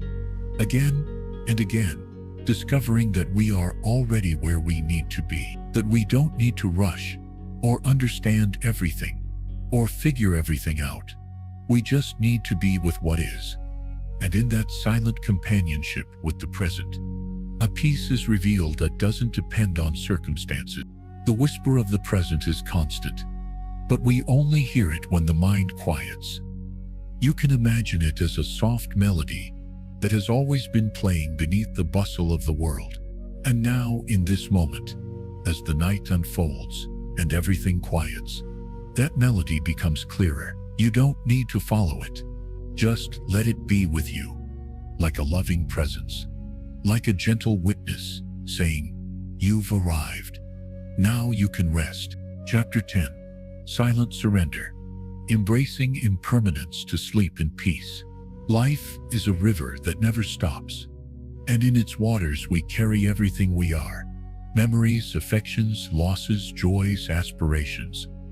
As we age, the river doesn't slow down, but rather deepens. The days may seem more serene on the surface, but the inner currents gain a particular intensity. These are times of taking stock, of looking back, of gradually accepting that many things will no longer be as they were before. And while this may seem sad, it is actually a sacred opportunity, the chance to surrender, not in the sense of losing, but of letting go of the weight that was never meant to be carried. It is in this act of silent surrender that sleep becomes more than physical rest. It becomes a symbol of spiritual peace. The Buddha taught that everything that has form is destined to dissolve. This teaching, known as anatta, or impermanence, is not a depressing idea, but a key to freedom. If we understand that nothing remains fixed, that nothing can be fully controlled, then anxiety loses its foundation, because much of our anxiety stems from the desire for things to be permanent. Health, affection, connections, achievements. We want the good to last forever, and the painful to disappear immediately. But the world doesn't move with our preferences. It moves like the wind, without an owner, without a fixed path. Learning to surrender to that natural dance is one of the greatest lessons we can learn after 60. Surrendering isn't surrendering to fear, but to reality. It's allowing life to be as it is, without needing to resist it. When you lie down at night, with your head on the pillow and your body calm, you can perceive everything you've experienced. You can feel the traces of time in your thoughts, in your emotions, in your muscles. Perhaps there were difficult decisions, moments that hurt, words that were spoken or left unsaid. All of that is part of the river. But now, in this moment, you don't need to hold it. You can simply allow it to flow, like dry leaves on water. You don't need to pick them up one by one. Just let them pass. Sleep comes more easily when we let go of holding back. In many cultures, sleep has been seen as a form of temporary death. And in Buddhism, that has a profound meaning, not as something negative, but as a daily opportunity to let go of the self, to allow consciousness to rest in its purest form. When we sleep, we cease to hold our identities, our names, our stories, and yet something within us continues, beyond thought, beyond control. In sleep, we unknowingly rehearse the ultimate surrender, the surrender of one who stops fighting the inevitable. If we can learn to sleep in peace, we also learn to live wisely, because we understand that not everything needs to be resolved, that some things simply need to be allowed. Impermanence doesn't mean that nothing matters. Everything matters deeply, precisely because everything changes. When you know there are no guarantees, every moment becomes precious. Every kind word, every smile, every breath. So before you go to sleep, you can silently give thanks for today. Even if it wasn't a perfect day, you can give thanks for the little things. Having eaten, having seen the sky, having heard the voice of someone you love, having had a moment of silence. That gratitude isn't a forced thought, but an open-hearted attitude, a recognition that life, even with its uncertainty, is still a gift. Embracing impermanence means letting go, not only of the past, but also of the future, because the future isn't guaranteed. And that, far from being a threat, can become a blessing. It reminds us that this moment, this very instant in which you breathe, is complete in itself. It needs no comparison. It needs no improvement, only to be lived with attention. As the body ages, So does the desire to have everything under control. Sometimes that desire turns into fear. Fear of illness, of being forgotten, of loneliness. But fear fades when we let go of clinging, when we trust that life knows what it's doing, even if we don't fully understand it. You can imagine this night as a small symbolic death, a chance to let go of everything. Close your eyes and allow every part of your body to surrender to rest. Your feet, your legs, your abdomen, your arms, your chest, your face, every muscle relaxing. You don't need to carry anything. You don't need to solve anything. You don't need to protect anyone. Everything can be put on hold. It's as if you were placing all your worries in the hands of the universe and saying, "You do what I can no longer control." That act, so simple, so intimate, can be one of the most powerful spiritual practices. In Zen, there's a lot of talk about the Zen posture, sitting silently in a stable position. But even lying in your bed, you can practice that same spirit. You're here, not moving, not acting, just being, watching thoughts arise and disappear, watching the body breathe on its own, watching awareness need no effort to exist. That's your refuge. Not ideas, explanations, not beliefs, but that direct experience of being here, present, without judgment.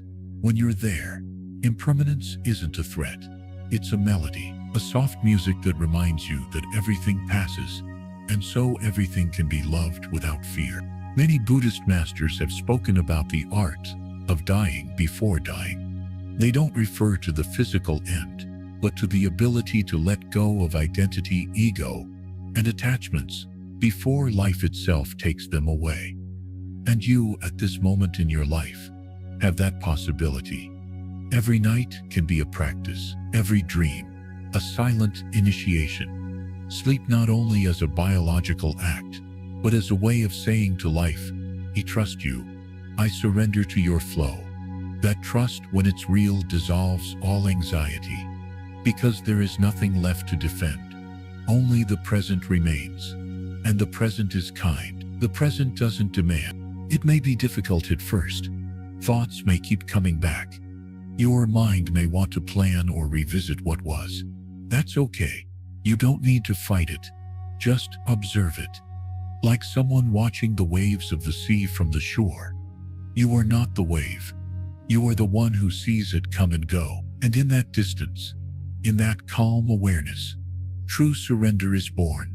Not the surrender of someone who gives up, but the surrender of someone who has seen the truth, that resisting what is only creates suffering. And that saying yes to the present, with all it contains, is the most profound act of freedom. In nature, everything surrenders without resistance. The tree doesn't struggle to keep its leaves in autumn. The river doesn't oppose the stones in its path. The sun never stops shining for fear of the night. Only we humans resist, because we have forgotten our belonging to the whole. But when we remember that we are part of that same cycle, when we once again feel part of the rhythm of the universe, everything lightens up. We no longer have to understand everything. We just have to try. You can tell yourself before you sleep, "I am part of life.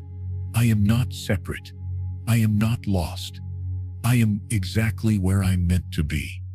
And you can repeat it like a silent mantra, not to convince yourself, but to remind yourself, to ground yourself, to allow your mind to relax, your heart to expand, your soul to rest. That rest is what heals, not the rest that erases your troubles, but the rest that brings you back to yourself, to that deeper you that was always there, waiting to be heard amidst the noise of the world. When you embrace impermanence, something in you aligns with truth, and in that alignment, fear disappears, because you no longer need everything to last. You just need to be present while it is.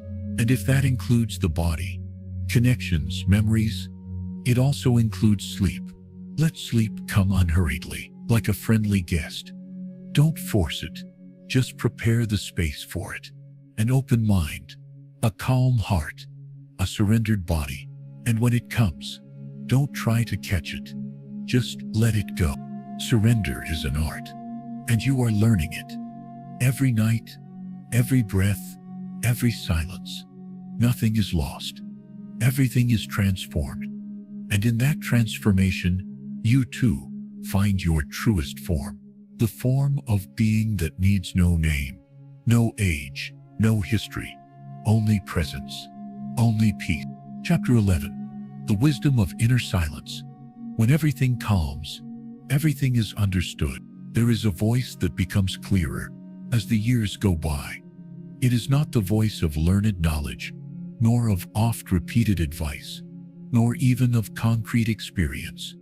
It is an older, calmer and wiser voice, the voice of inner silence. In our youth, it is buried under layers of noise, plans, responsibilities, and pursuits. But when we reach this stage of life, when we no longer need to run so fast, when external expectations begin to fade, and when haste becomes unnecessary, silence presents itself as a subtle but powerful presence, not as an absence of sound, but as a living intelligence that observes all without intervening. And when we allow that silence to speak to us, anxiety loses its place, because, in truth, it was never necessary for survival. It was only a substitute for presence. Modern culture has trained us to look outside for answers. We're taught that relief lies in the solution, that calm comes when everything falls into place, that happiness comes from clarity. But the path of Zen offers another path. Understanding isn't always found in resolution, but in contemplation. Sometimes understanding isn't concluding, but accepting. It's not closing the story, but leaving it open without suffering. In inner silence, we discover that we don't need answers to be at peace, and that, when deeply understood, transforms the way we sleep, breathe, and anxiety, especially at this stage of life, often comes disguised as recurring thoughts, reminders of what we did or didn't do, worries about our health, about the future of those we love, about the direction the world is taking. These are legitimate, human thoughts, and their existence shouldn't be denied. But we can observe that they don't arise from the present, but from a mind trying to control the uncontrollable. And that is precisely what inner silence dismantles, the illusion of control. Because in silence there are no strategies, no solutions, no projections. There is only being. There is only pure presence. And that presence is enough. Imagine for a moment, sitting under a starry sky, with no sounds but the wind and your own breathing. There's nothing to do. There's no one to impress. There are no expectations. There's just you, watching. That's inner silence, an awareness that doesn't need to move, that isn't trying to correct anything, that simply contemplates what is. In that state, the mind dissolves into something larger. Thoughts may still arise, but they lose their power, because you're no longer within them. You're watching them pass by like clouds crossing an endless sky. You don't stop them. You don't push them away. You just let them be. And that is profoundly liberating, because in that attitude of observation, true wisdom is born. Not the kind that comes from accumulating knowledge, but the kind that emerges from observing without judgment. Sometimes, what brings the most calm is not finding the right answer, but letting go of the need to search for it. When one has lived long enough, one realizes that many of the most important questions never had a single answer. Why did what happened happen? What would have happened if? Was it worth the effort, the wait, the sacrifice? All these questions can remain open without generating anxiety if we let silence return them to us empty, without needing an answer, because then we understand that the value of life is not in certainty, but in attention. Inner silence isn't something you achieve by force. It's not about turning off your thoughts, like turning off a radio. It's about ceasing to identify with them. It's about returning to that space where you just breathe and observe. where there are no labels, no definitions, no urgency, where you realize you've lived a long life, and that, even so, the most important thing wasn't what you achieved, but how you were present, that the most memorable moments weren't the loudest ones, but those in which you felt connected with a person, with nature, with mystery, and all those moments, if we remember them well, were born from silence. Sometimes we think we need to say everything, think everything, understand everything, in order to let it all go. But there are things that can only be released in silence. Because language, as beautiful as it is, has limits. And there are pains, lessons, joys, and losses that cannot be explained. They can only be held tenderly in the heart until they dissolve on their own, like fog at dawn. And that process requires no effort. It only requires not interfering, letting silence do its work, letting the mind empty itself, like a pond into which no more stones are thrown. Before sleeping, you can cultivate that inner silence without complicated techniques. Just sit or lie down and breathe, without changing your breathing, just feeling it, noticing how it comes in and out, how your chest chests and falls, and then observe what appears, thoughts, memories, sensations, without holding on to any of them, just watching. And if something hurts, simply say, "This too shall pass." And if something brings joy, say, "Thank you for this moment." Everything else can wait. Everything else can float away. You are not the thought. You are the one who sees it pass. Over time, this exercise becomes natural. Silence ceases to be uncomfortable and becomes a refuge, like a house without furniture, but with a window that looks out onto the sky. And in that inner space, begin to rest more deeply, not only physically, but emotionally and spiritually. The mind relaxes, the heart softens, and the body, which has already carried so much, can finally surrender to rest without resistance, because silence has told it. You don't have to do any more. Now just be. This kind of rest is different from restless sleep. It's a restorative rest.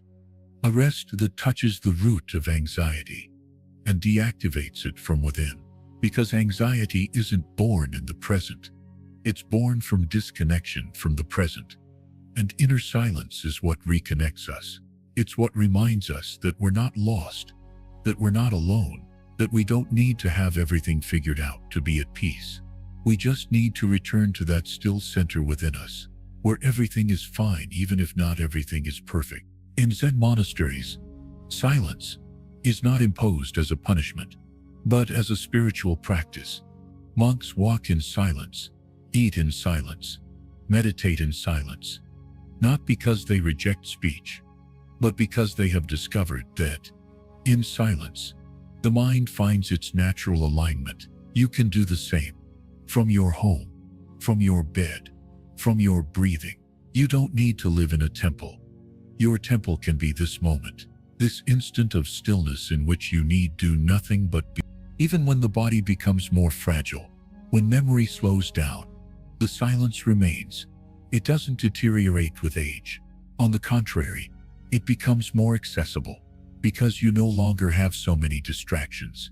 You no longer need to prove anything. You can simply rest in your being. And from there, from that nameless depth, look at your life like someone contemplating a work of art, without judging whether it's good or bad, only appreciating its imperfect beauty. And say, "This was me, this is me, and it's okay." And then, with that silent sigh, sleep comes, not as an escape, but as a surrender, as a return, as a recommunion with the deepest part of you. And when you wake up, the silence will still be there, waiting for you. You don't need to search for it. Just remember it, because it never left. It's always been within you. Chapter 12. Time as an ally. Accepting the natural flow of life. When we reach a certain age, time ceases to be an abstract concept or a simple system of measurement. It begins to feel like a river, we've already navigated for a long time, whose waters we know in its eddies, its calm stretches, and also its turbulent zones. In our 20s or 30s, time was urgent. In our 40s, it was an organizational tool. But after 60, time becomes something more intimate, almost a companion we've learned to live with. We can't stop it, accelerate it, or reverse it. We can only look at it honestly and ask ourselves, am I at peace with the natural flow of my life? Zen Buddhism doesn't view time as an enemy or a countdown to the end. In its view, each moment is eternal in itself. What is past is not lost. What is to come is not absent. Yet it is found in this instant. The past isn't carried like a stone on one's back, nor is the future chased like an unattainable butterfly. The only real thing is what is happening now. And when we truly understand this, something profound happens within us. Anxiety dissolves, not because the future has been resolved, but because we no longer need to flee from it. Accepting the natural flow of life means letting go of resisting what already is. It means looking at our wrinkles without contempt, but with the same tenderness with which we look at the branches of an ancient tree. It means not lamenting the passage of time, but being grateful that it has brought us here. It's not about romanticizing loss or denying pain, but rather understanding that everything that begins also ends, and that in that cycle there is beauty. Every second that passes is like a wave that reaches the shore and recedes. There is no attachment, no struggle, only movement. One of the deepest roots of anxiety in old age is the feeling that time is slipping away, that there is little left, that there are still things to be done, words unsaid, dreams unfulfilled. But that feeling is a reflection of the conditioned mind, not of the truth. In reality, it doesn't matter how much time remains, but rather how we inhabit each moment that is still offered to us. You may have one more day or 20 years ahead of you, but if you live them from presence, every second will be enough. Every breath will become a home. Every step, an affirmation that you are alive and that all is well just as it is. Zen Master Dogen once said that every moment is complete, lacking nothing.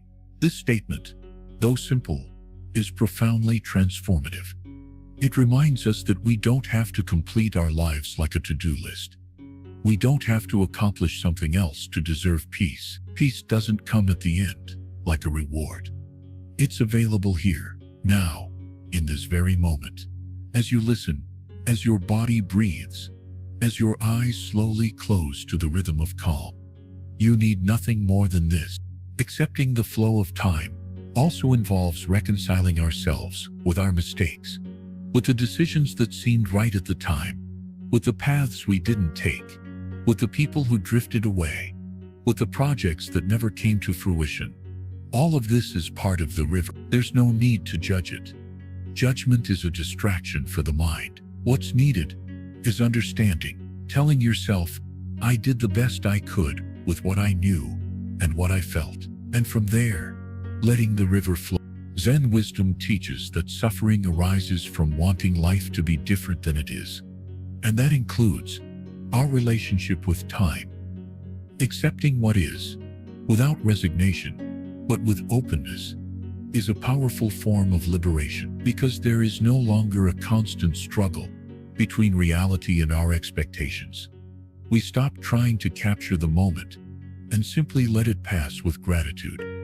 Just as one watches a leaf fall in autumn, not with sadness, but with a kind of silent reverence for its ephemeral beauty. It's also true that at this age, many people ask themselves, what's the point of all this now? They no longer have the same obligations. Their children may already have their own lives. Their professional goals have been met or transformed, and their routine may seem like an echo of days gone by. But the meaning isn't in what they do, but in how they are. There are people who do a lot, but are absent. And there are people who do little, but their presence is so luminous that it transforms everything they touch. The meaning of life after 60 isn't in producing, but in dwelling, in being conscious, You can walk through the garden and feel the sun on your skin as if it were the first time. You can observe the steam rising from your cup of tea with the same attention you once used to solve complex problems. You can listen to a bird's song as if it were a symphony written just for you. It is in that quality of attention that the true gift of time lies. You no longer have to rush. You no longer have to compete. Now you can savor. And that, for those who know how to be present, is a treasure more valuable than any external achievement. Time also teaches us compassion, because when we've lived long enough, we've seen those we love suffer. We've lost. We've had to let go. And that makes us more human, more humble, less quick to judge and quicker to understand.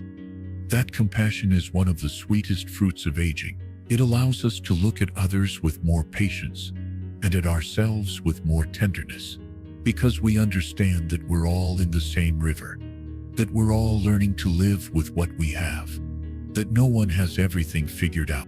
And when that compassion becomes part of our daily lives, then time becomes an ally.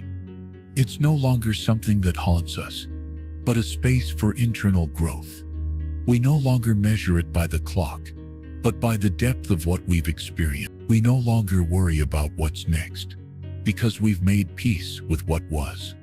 We realize that time isn't a threat, but a constant opportunity to awaken, to be grateful, to love a little more, to fear a little less. Even if there are days when your health isn't so good, when your body feels heavier, or your mind tires more quickly, the flow of life remains sacred. The simple act of waking up each morning is a silent miracle. You don't need grand adventures. You don't need to prove anything to anyone. It's enough to be alive and acknowledge it, because gratitude transforms time. It turns it into a gift, not a countdown. You can look back without pain and forward without anxiety, because time isn't a straight line, it's a circle. Everything returns somehow. Everything rearranges itself, and you're right there in the center, watching. You're a witness to your own story, not to judge it, but to honor it, because every step brought you to this point. And even if it wasn't perfect, it was deeply human. So when you close your eyes tonight, don't take with you the worries of what remains to be done. Take with you the satisfaction of having arrived here with dignity, with learning, with a heart that is as capable of feeling. May time be your friend. May each breath be a celebration of your existence. And may sleep come like a silent embrace from life itself, telling you all is well. Everything is in its place. You may rest. Chapter 13. The Art of Letting Go.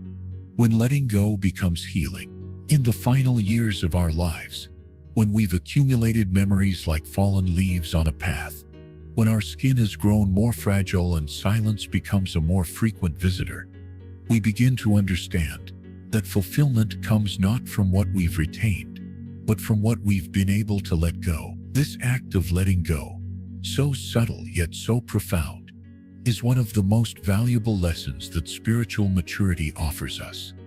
It's also a cure for the anxiety that so often accompanies us in old age. Like a persistent shadow we don't fully understand. The anxiety of what's gone, the anxiety of what's to come, the anxiety of what we no longer are. And yet, like the tree that drops its leaves in autumn without resistance, we too can learn to let go. Letting go doesn't mean forgetting. It doesn't mean stopping loving.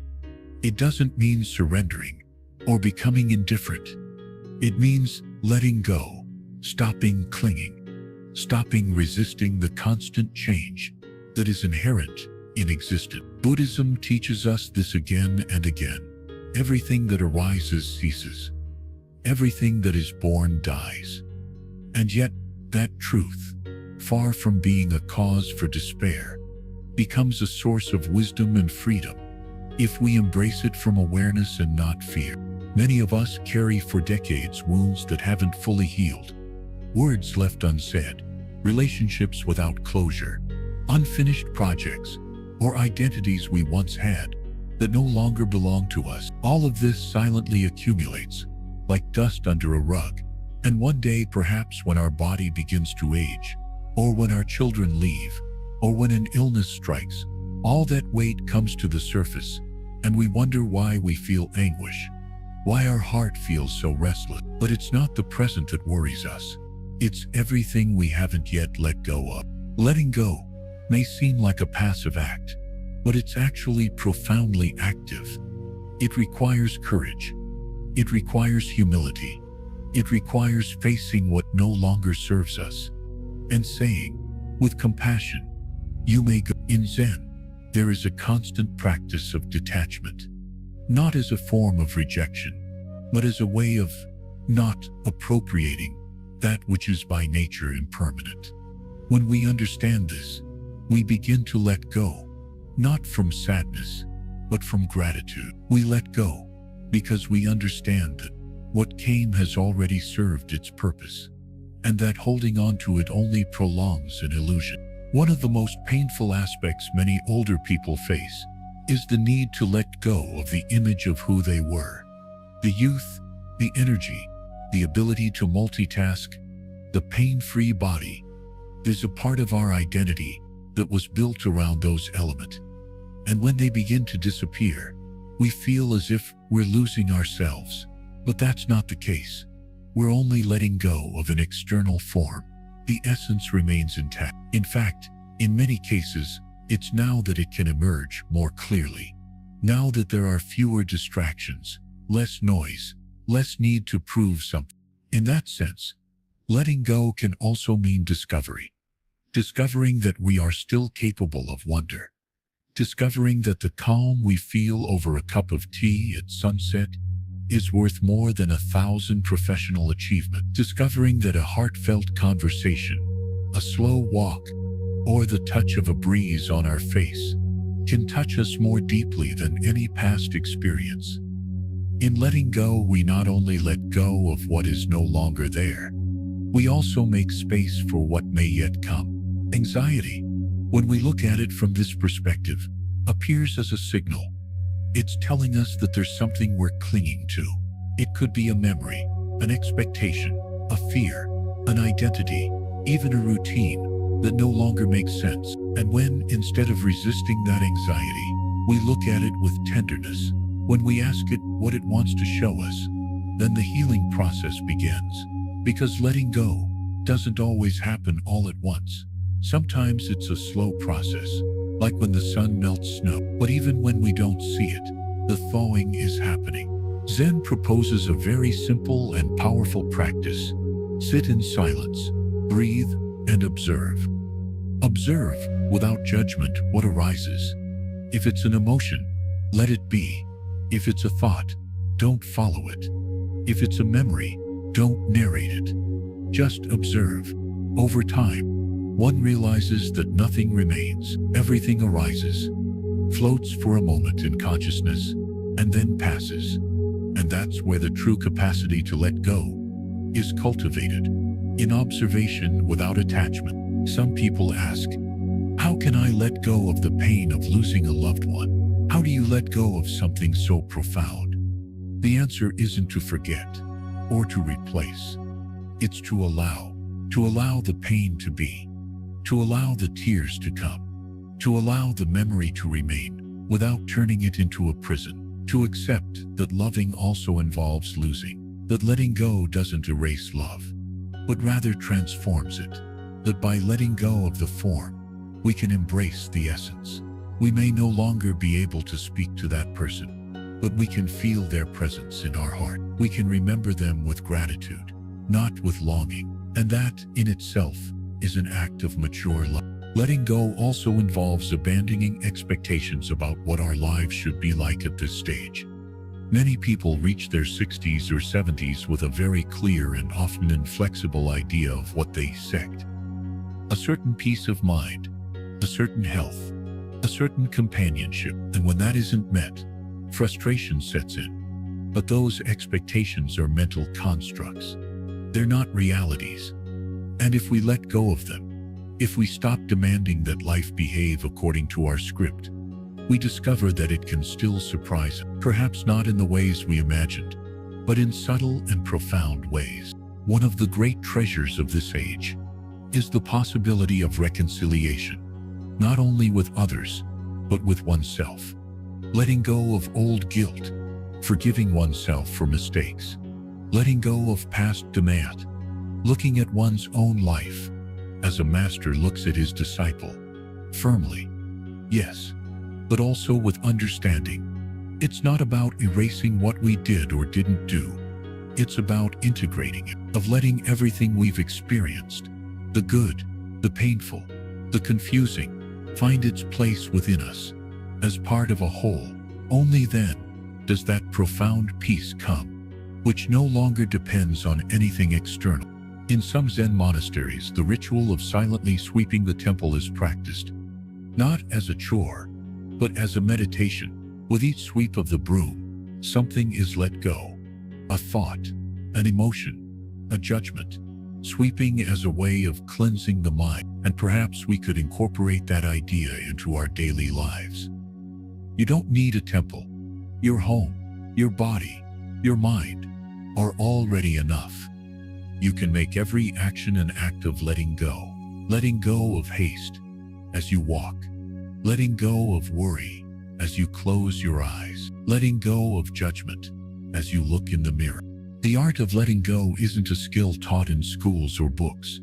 It's something that's cultivated, day by day, moment by moment. It's a learning process that, curiously, becomes more natural with age, if we allow ourselves to live consciously, because over time what once seemed essential begins to lose importance. And what we didn't see before becomes essential. The look of a grandchild, the taste of ripe fruit, the birds singing in the morning. The simple things reveal themselves as the most profound. And finally, when night falls, when the body rests and the mind begins to let go of thoughts, we can silently say to ourselves, I've let go of what I no longer need. I've made space within myself. I'm ready to rest. And that rest will no longer be just physical, but also spiritual. A rest that doesn't depend on pills or perfect routines. A rest that comes from letting go, with love, with acceptance, with freedom. Chapter 14. The Miracle of Now. Finding refuge in the present moment. Anxiety, the shadow that looms over many in the mature stage of life, is often fueled by two main sources: the past we can no longer change, and the future we cannot control.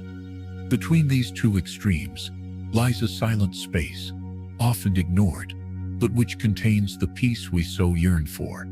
The present, the now, this instant. It seems simple, even banal, to say that peace is in the present moment. But it is, in reality, one of the deepest and most transformative truths of the Buddhist path. There is no need to seek calm elsewhere. There is no need to improve ourselves first, or to heal completely, or to change the world. Peace is already here, available in this very moment, if we learn to inhabit it. For much of our lives, we were trained to move forward. Education, work, family commitments, personal goals. Everything pushed us toward a future that always seemed one step ahead. This constant pursuit, although necessary at certain stages, can also become a trap when we reach 60, 70, or beyond. And that projected future is no longer so full of ambition. Many people feel lost and disoriented. What now, they ask themselves? The answer, although simple, requires a profound transformation. Now, simply, living in the present doesn't mean forgetting responsibilities or becoming indifferent to the world.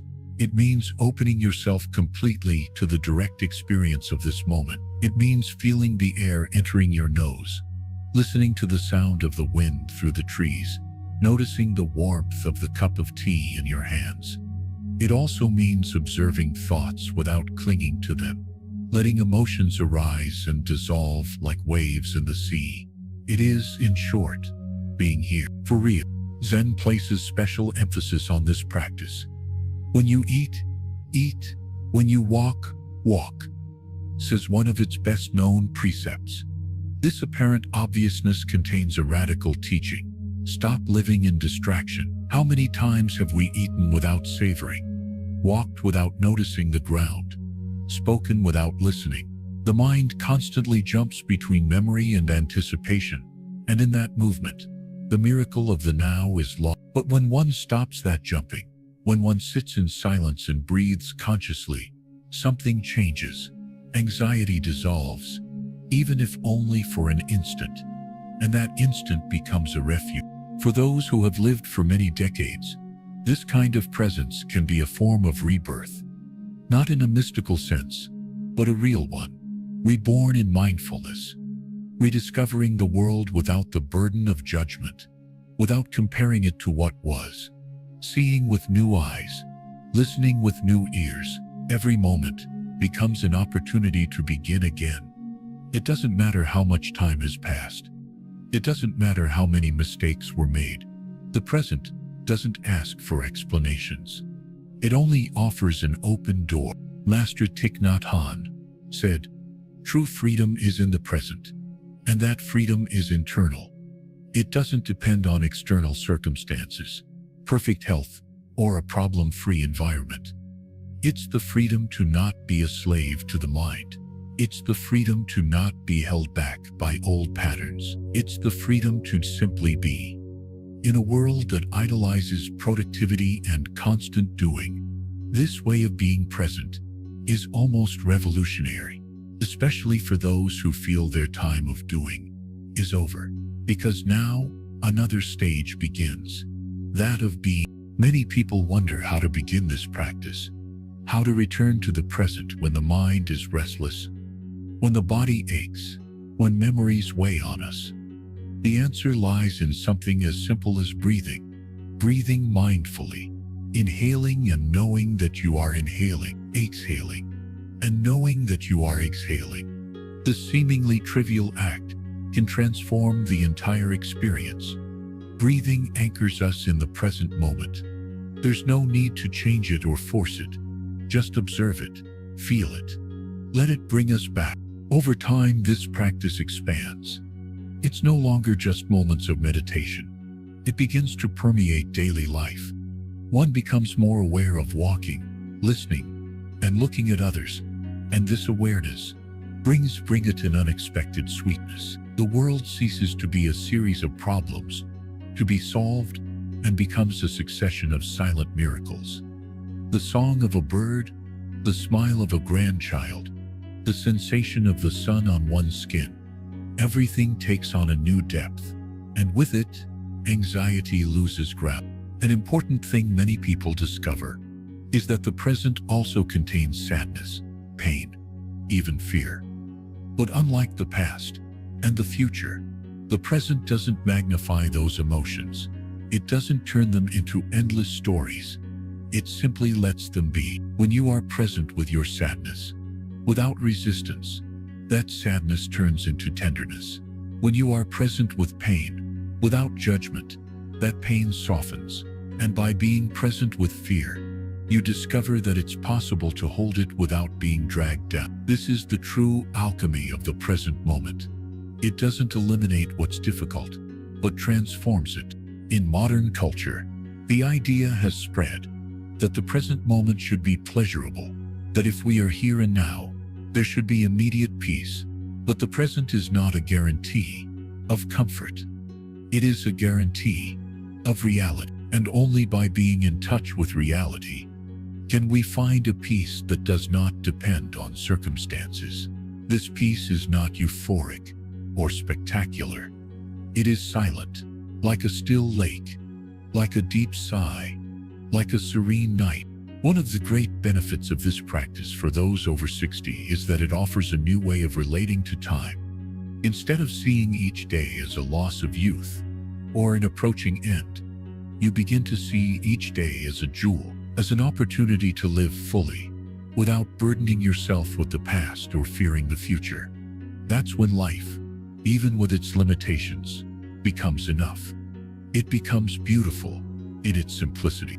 There's a Zen koan that says, The true miracle is not walking on water, but walking on land with full awareness. This phrase sums up the essence of this entire chapter. We're not seeking extraordinary experiences. We're learning to see the extraordinary in the ordinary. We're remembering that this moment, this now, is enough. And in that sufficiency, we find when night falls and the body lies down to sleep, the present can accompany us like a soft blanket. We can let thoughts dissolve, one by one, like clouds drifting away. We can feel our breathing, the weight of our body, the silence, and from that place of presence, sleep comes, not as an obligation, but as a gift, because the body and mind have finally found refuge. The miracle of now is available to everyone. It doesn't require youth, strength, or achievement. It only requires attention. It only requires stopping and looking. It only requires breathing.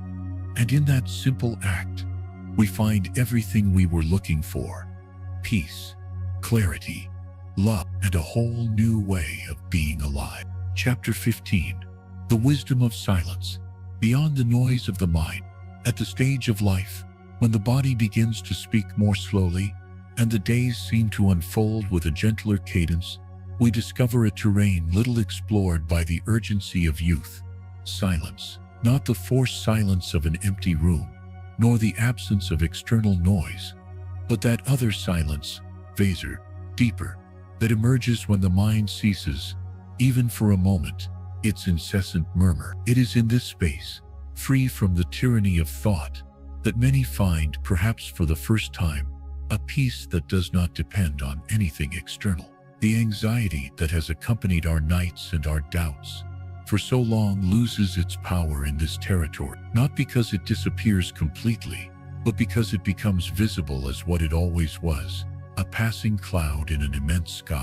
From the perspective of Zen Buddhism, silence is not the absence of something, but total presence. It is awareness that observes without interfering, the open field where being simply is. And although it may seem abstract, it is a completely real experience when allowed to emerge effortlessly. The problem is not that we don't know how to find silence, but that we have forgotten how. We have been conditioned to fill the voids with sound, with activity, with distraction. Silence makes us uncomfortable because it confronts us with ourselves. And for decades, that was something we effectively avoided. But now, in the maturity of life, when there is no longer so much to prove, nor so much to achieve, this silence reveals itself not as a threat, but as a home.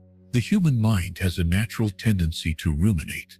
Thoughts spin in cycles, repeating scenarios, fears, plans, regrets, projections. Sometimes we think we're thinking in search of solutions, but in reality we're caught in a web of our own making. Silence cuts through that web, not violently, but firmly. It's like water that, without struggle, dissolves stone over time. The practice of silence, in its purest form, requires no elaborate techniques. Simply sit, close your eyes, and listen, not to the outside world, but to the inner flow. Observe how thoughts arise, how they try to trap us, and let them pass without involving us. It's difficult at first, but like everything on the spiritual path, it's a matter of perseverance, not talent.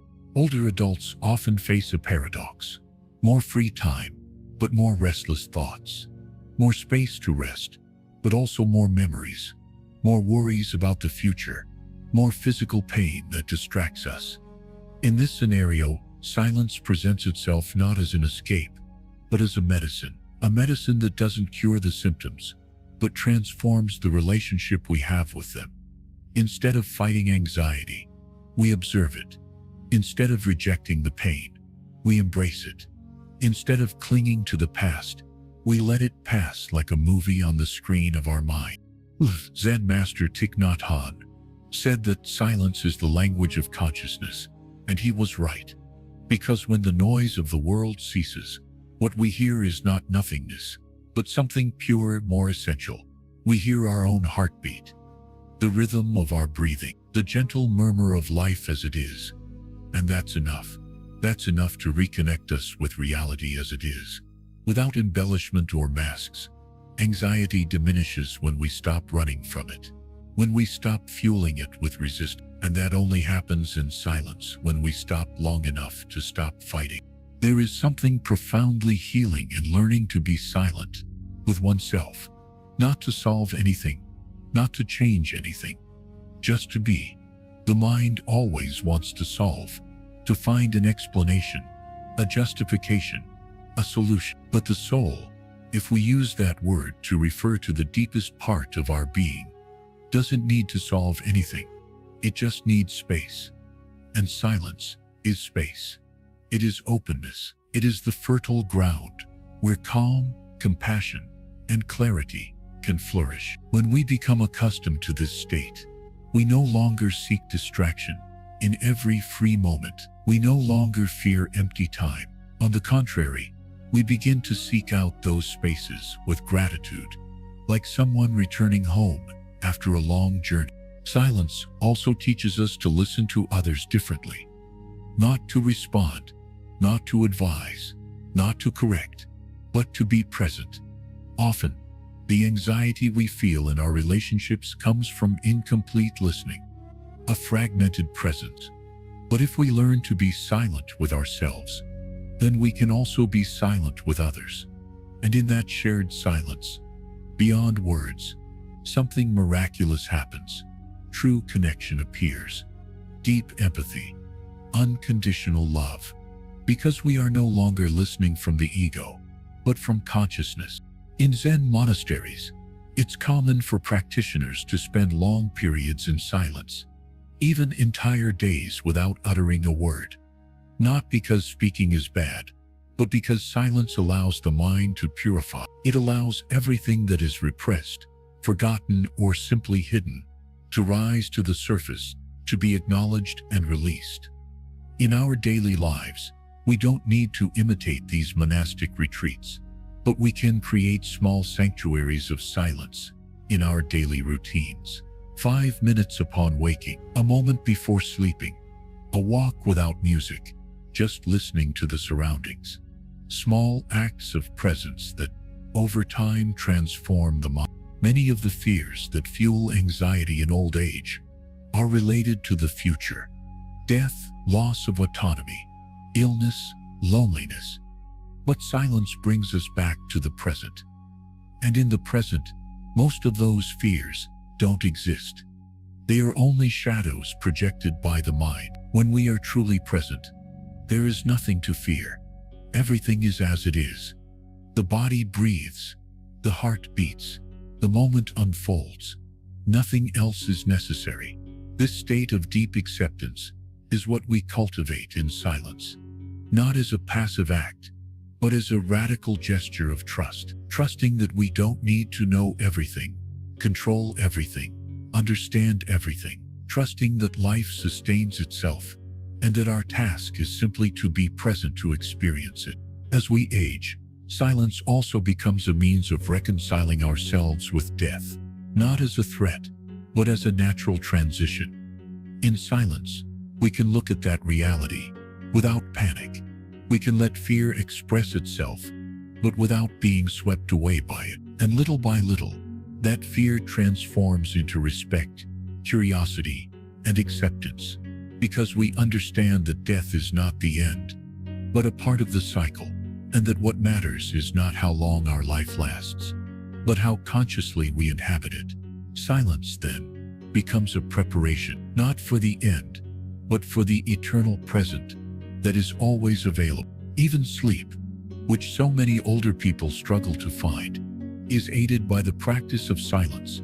There is no more powerful pre-sleep ritual than a few minutes of inner stillness. Turn off not only the lights, but also the mind. Let the body relax effortlessly, and let thoughts dissolve like mist at dawn. There's no need to fight insomnia. Just don't fight it.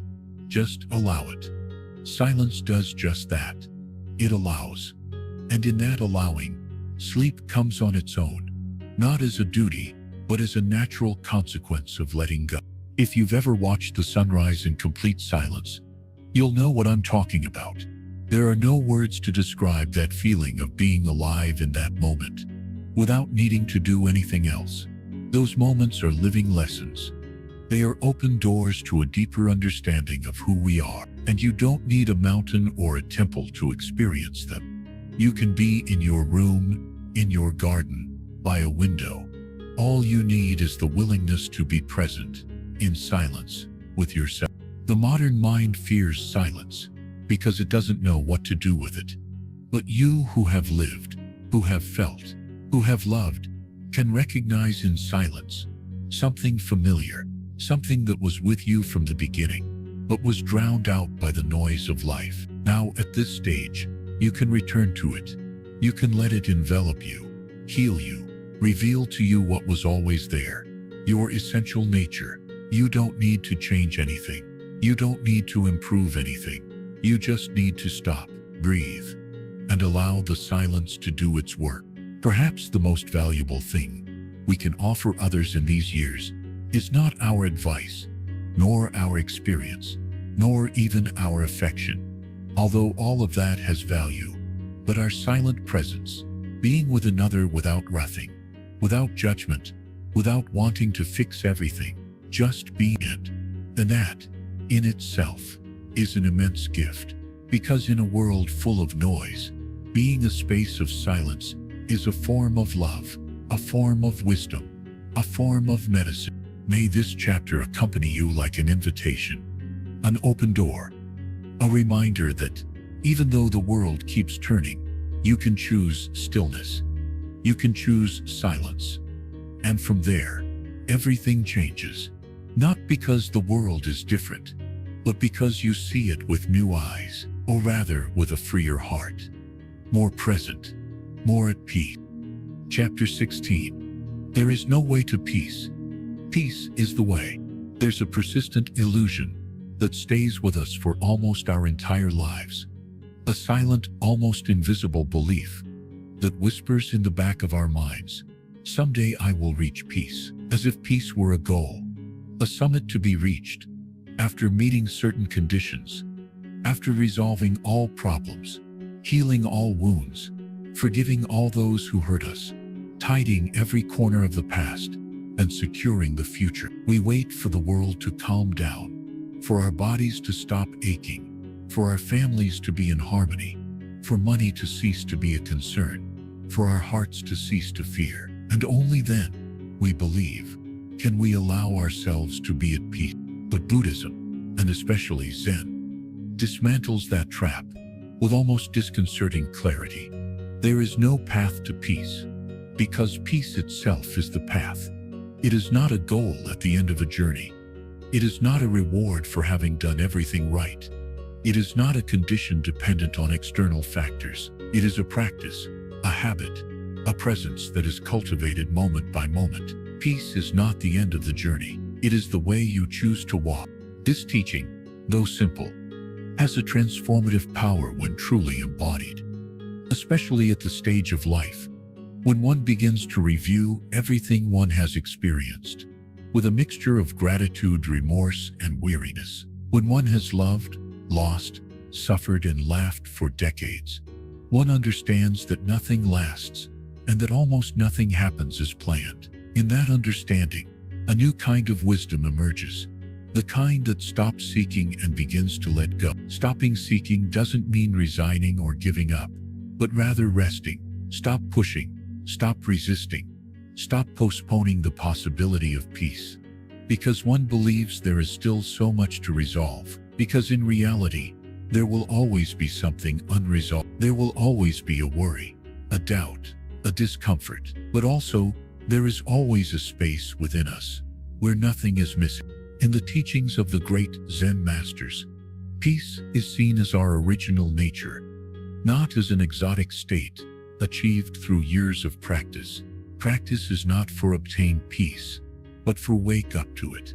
It's a shift in perspective. The conditioned mind wants to control everything, to feel peace. The awakened heart realizes that peace is available even in the midst of chaos. The difference lies in how you relate to reality. Do you reject it, Do you analyze it? Do you postpone it? Or do you embrace it as it is, without demanding anything from it?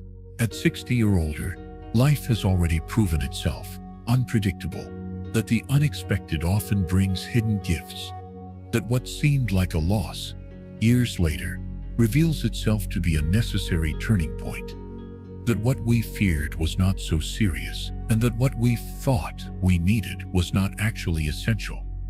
This kind of wisdom, accumulated through experience, does not always translate into peace, unless we become aware of it, because if we remain trapped in the idea that anything else must happen for us to feel calm, we will live as fugitives from our own lives. Sitting in silence, simply breathing, may seem banal, but if in that gesture we release the need to change what is happening, we enter a very different state. Peace manifests not because the world has cans, but because we stop fighting it. Zen reminds us that the present moment is never an obstacle to peace. Only our mind makes it one. It is not what is happening that disturbs us, but what we think should be happening. In other words, we do not suffer from events, but from our interpretation. Accepting this can be uncomfortable at first, especially for those who grew up with the idea that everything is achieved through effort, struggle, and perseverance. And it's true, effort has its place, but there is a form of effort that isn't struggle, but attention, a form of energy that isn't based on control, but on observation. It's not a passive surrender, but a conscious surrender, surrendering to what is, as it is, without judgment, and from there do what needs to be done, but from peace, not conflict. In daily practice, this teaching translates into very simple things. Upon waking, instead of mentally rushing toward the day's tasks, pause for a moment, feel your body, and give thanks. When you hear difficult news, instead of reacting, take a deep breath and allow the impact to sink in before responding. When you feel anxiety about the future, remind yourself that in this present moment, here and now, all is well. The body is alive. The air comes in and out. The earth sustains. These small practices, repeated consistently, modify neural networks, emotional habits, and the relationship with oneself.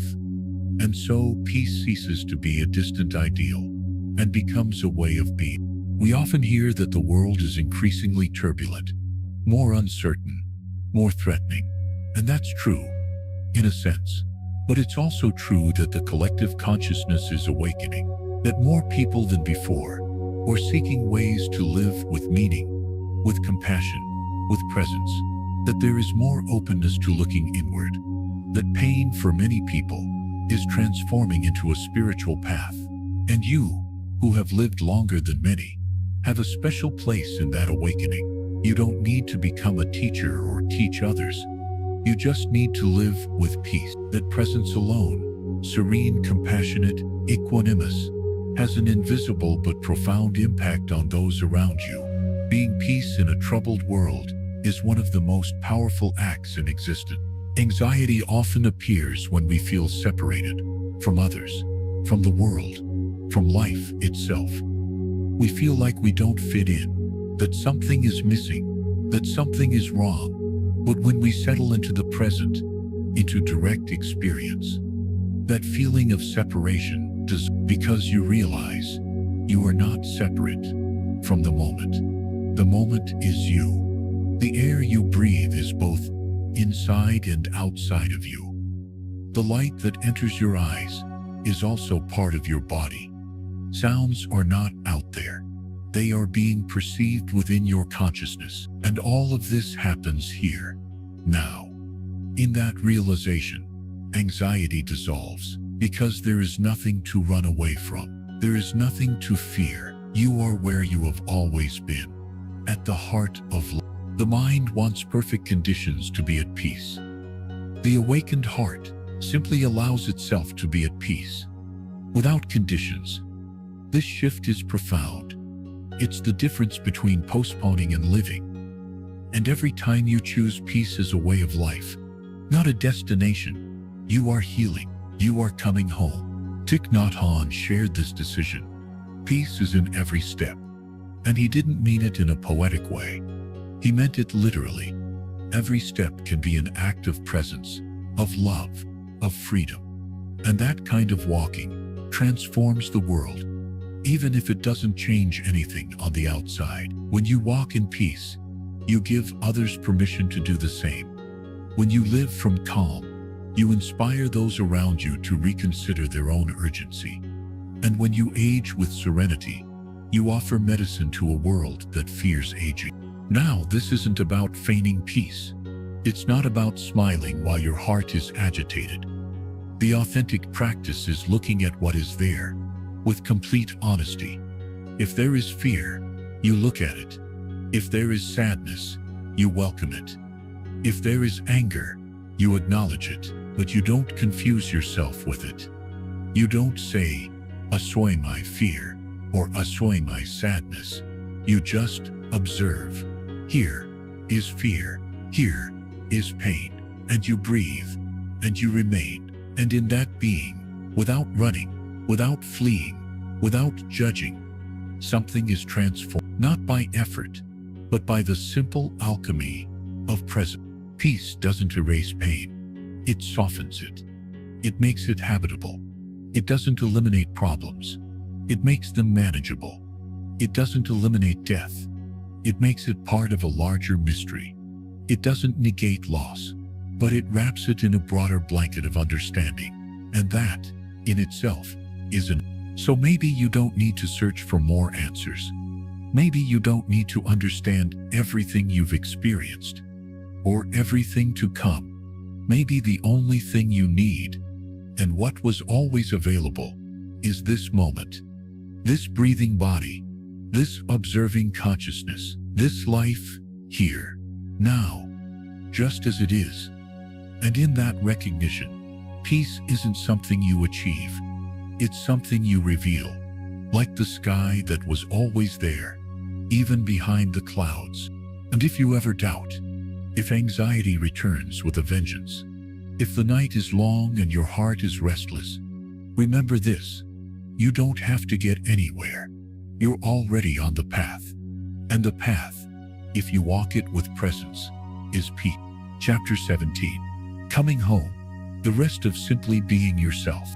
In the final stages of the journey, when the urgency of getting somewhere has faded, a realization emerges that cannot easily be conveyed in words. It's as if all our lives we've been moving away from something essential, searching for answers outside, striving to build an identity, a story, a sense of personal worth. And suddenly, when there's not so much left to prove, when the body begins to demand silence more than movement, when the world no longer demands as much from you as it once did, the opportunity to return arises, not to a physical place, nor to a nostalgic memory, but to something more intimate and more real.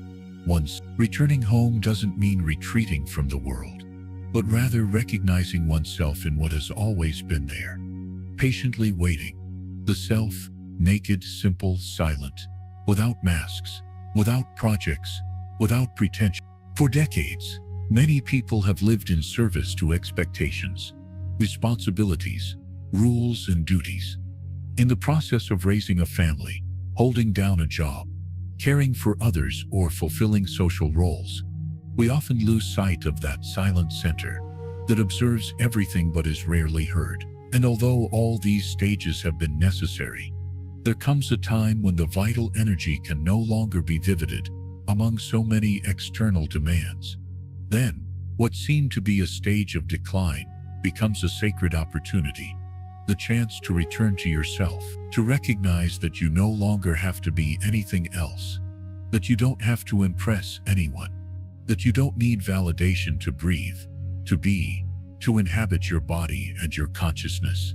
The return to yourself is true home. In Buddhist teachings, this return is expressed in many ways. A return to breathing, to the present moment, to Buddha nature. But in essence, they all point to the same thing: letting go of identification with the ego, with the character we've played for years, and resting in pure, open, conscious presence. And this rest is not a technique, nor a mental practice, but an internal disposition, the willingness to stop running, to stop seeking, and simply be. To be without needing to interpret anything, without needing to solve anything, without needing to project into the future. To be as a tree is, as a mountain is, as the sky is. That's the true remedy for the anxiety that often accompanies old age. Because it's not unusual that as we age, when we lose certain roles or abilities, the mind begins to doubt its worth. And then who am I? One wonders, seeing that one is no longer the person who worked, who supported others, who fulfilled social functions.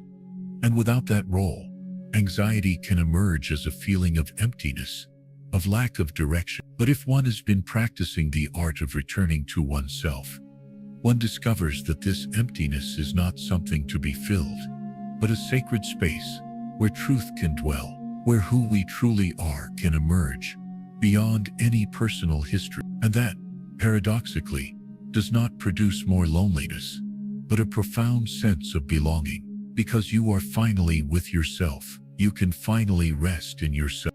A Zen master once said, "You are not what you think. You are not what you feel. You are not what others see. You are what observes all of that." This statement at first may seem confusing or even disconcerting, but if you meditate calmly, if you let it resonate in your heart, it reveals a liberating truth. We have spent much of our lives believing that we are what we think, what we feel, what we failed at. But behind all of that, there is something that doesn't change, a silent, ever-present awareness that has witnessed everything. That awareness doesn't age, doesn't get sick or die. It is the home to which we can always return. And if we learn to rest there, anxiety dissolves on its own, like fog before the sun. In the Zen tradition, there is a great reverence for the ordinary. There is no pursuit of ecstasy or spectacular enlightenment. What is valued is the cup of tea, the sound of the wind, the rustling of the leaves, the touch of one's feet as one walks, because in that simplicity, the sacred is revealed. And one begins to understand that one doesn't need great achievements to feel fulfilled. One only needs to be present with what is. That cup of tea can contain the entire universe if sipped mindfully. That sunset scene from the window can reveal eternity if the mind doesn't interfere. That silence at bedtime can be more healing than any medicine if one inhabits it with gratitude. Along these lines, learning to sleep also becomes a spiritual practice. It's not just about closing your eyes and waiting for your body to rest. It's about allowing the mind to release its need to control, the heart to free itself from the weight of the day, the body to relax deeply, and the consciousness to simply surrender. Sleep isn't about disconnecting from life. It's about trusting. It's about saying, "Now I can let go of everything because I know I'm home within myself." And when that trust is cultivated day after day, the night ceases to be a threat and becomes an ally. Darkness no longer frightens, because within us there is a light that never goes out. Many masters have said that a practitioner's greatest achievement is not reaching elevated states, but being able to sit with oneself without fear, without seeking distraction, without wanting to be somewhere else, without needing to define oneself. Just be. And that, although it sounds simple, is the most transformative thing there is. Because when one is able to be with oneself without conflict, one is at peace with everything. One no longer looks for enemies or culprits outside. One no longer lives responding from a silent center that doesn't need to defend itself or explain itself. Therefore, at 60, 70, or older, practice is no longer about accumulating more spiritual knowledge, but rather about letting go of what's superfluous. It's a stage of simplification, of letting go of beliefs, habits, judgments, of staying with the essential. And the essential isn't complex, It's breathing, walking, eating mindfully, looking at others with tenderness, listening without haste, and being grateful. In that lifestyle, there are no grand displays. There is humility. And in that humility, there is a serene force that transforms everything. Throughout the previous chapters, we've explored teachings, stories, metaphors, and practices. But perhaps the most important lesson is this: peace isn't something you achieve at the end, but something that reveals itself. And you stop seeking when you accept that you're already home, that the present moment, just as it is enough, that you don't need to be someone else to deserve rest, that you don't have to eternally correct yourself to be calm. You just need to stop, breathe, observe, and in that silence, everything falls into place. There will be days when the mind won't allow it easily, when memories of the past hurt, when the body demands, when the heart feels fragile. And that's okay. It's not about reaching a state of emotional perfection. It's about learning to be with all of that, gently, like a mother holding her sick child, like a tree that doesn't complain about the wind, like a flower that isn't impatient with the rain. Everything passes, everything changes, everything transforms, but the presence that watches, the one that is you, remain. And at the end of the day, when the house falls silent, when the lights go out, and your body surrenders to rest, you can gently repeat, I am home, in me, in this moment. Nothing is missing. And perhaps, as sleep comes like a whisper, as your heart quiets, and your breathing softens, you can feel it with complete certainty that you have returned, not to a place, but to yourself. That there is nothing more to seek, that life, as it is, has been enough, that you, just as you are whole. And so, the cycle closes, not with noise, but with a silent reverence, a profound acceptance, an inner smile that needs no words, because those who have returned home no longer fear the night, nor the silence, nor death, because they have discovered what was always there. The light that never goes out, the home that is never lost, the love that depends on nothing. Rest, your home. Chapter 18. The tenderness of the moment, caring for the present like a sacred garden. In the simplest moments of everyday life, where it seems nothing important is happening, the true portals to wisdom are found. There is no need for distant temples or complicated rituals to touch the profound truth of existence. All that is required is to be present, but not a superficial presence, like someone who is physically present but whose mind is elsewhere, but rather a presence that is total, an unconditional openness to what is happening here and now. And it is precisely this openness, this ability to attend without judgment, that transforms any moment into an opportunity for awakening. At the stage of life when the body slows down, and the outside world no longer demands as much attention, a privileged door opens to this way of being, caring for the present like a sacred garden, where every thought, every emotion, and every gesture becomes part of a loving contemplation. Caring for the present doesn't mean controlling it or forcing an artificially positive attitude. Rather, it means allowing the moment to express itself as it is and observing it with tenderness. Anxiety, sadness, fear, desire, joy, boredom, all of these are part of the living fabric of experience, and each element that arises can be welcomed with a compassionate gaze, like someone tending a garden without rejecting any flower, even if some have thorns. Over time, we come to understand that it's not about eliminating difficult emotions, but rather about accompanying them like a mother who holds her child unconditionally. Thus, what seemed like an obstacle to peace becomes a path toward it. In Zen Buddhism, this mindfulness and compassion is compared to the act of sweeping the floor. Every morning in monasteries, monks sweep the paths even if they aren't visibly dirty. Why do they do this? Because it's not just about cleaning, but about cultivating the spirit. The broom becomes an extension of the body. The act of sweeping becomes a moving meditation. And the same can happen with any other action. Preparing an infusion, folding a blanket, walking down the hallway, looking out the window. In all these common scenes, there is a possibility of deep presence. And when that presence becomes the basis of our lives, anxiety loses its power. Because anxiety feeds on psychological time, on being trapped in what was or what could be. But when you are fully with what is, there is no room for fear. There is simplicity. There is reality.